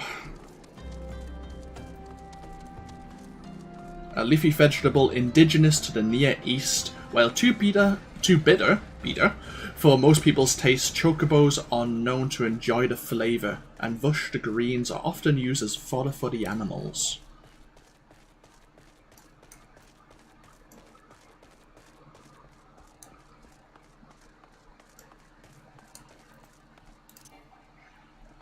Oh, we have yet to acquire our companion. Interesting. I guess that might be a later quest. Where it actually... I'm sure it might be a quest at Bent Branch Meadows. It's somewhere in the back of my head that you've got to do something over there first. But I could be wrong. Either way, let's get ourselves over to Vesper Bay.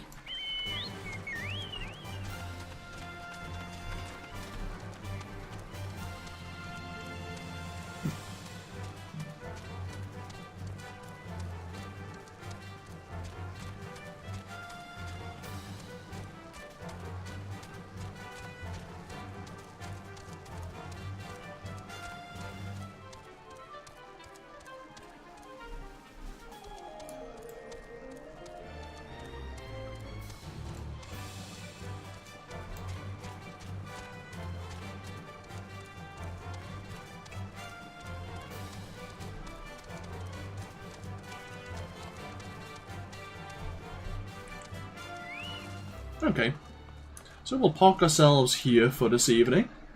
I say I'll take a small break outside of the Waking Sands, and we'll end the stream here. I say thank you very much for anyone who's been watching this on Twitch, and obviously, hopefully I'll see you all again at some point if opportunity allows, and anyone who's later on watching this on YouTube, obviously feel free to comment below. But when we come back, it seems that the Scions of the Seventh Dawn again need our assistance for one reason or another. And there are a couple of dungeons we could do. There are a few other side missions it looks like we can pick up. And otherwise, yeah, we'll just see how we progress. I mean, there's plenty of side missions we could do, but I'm still getting used to being a tank. Obviously, I'm looking forward to getting our first job crystal, but I'm not sure when that is. I think it's a certain point you need to get to in the main storyline before we need to go back to Uldor and speak to Milia at the Gladiator Guild, and she will point us in the right direction for the Gladiator's advanced class, I think. Either way, thank you very much for anyone joining, and yeah, I'll see you all obviously in the future. Until then though, bye bye now.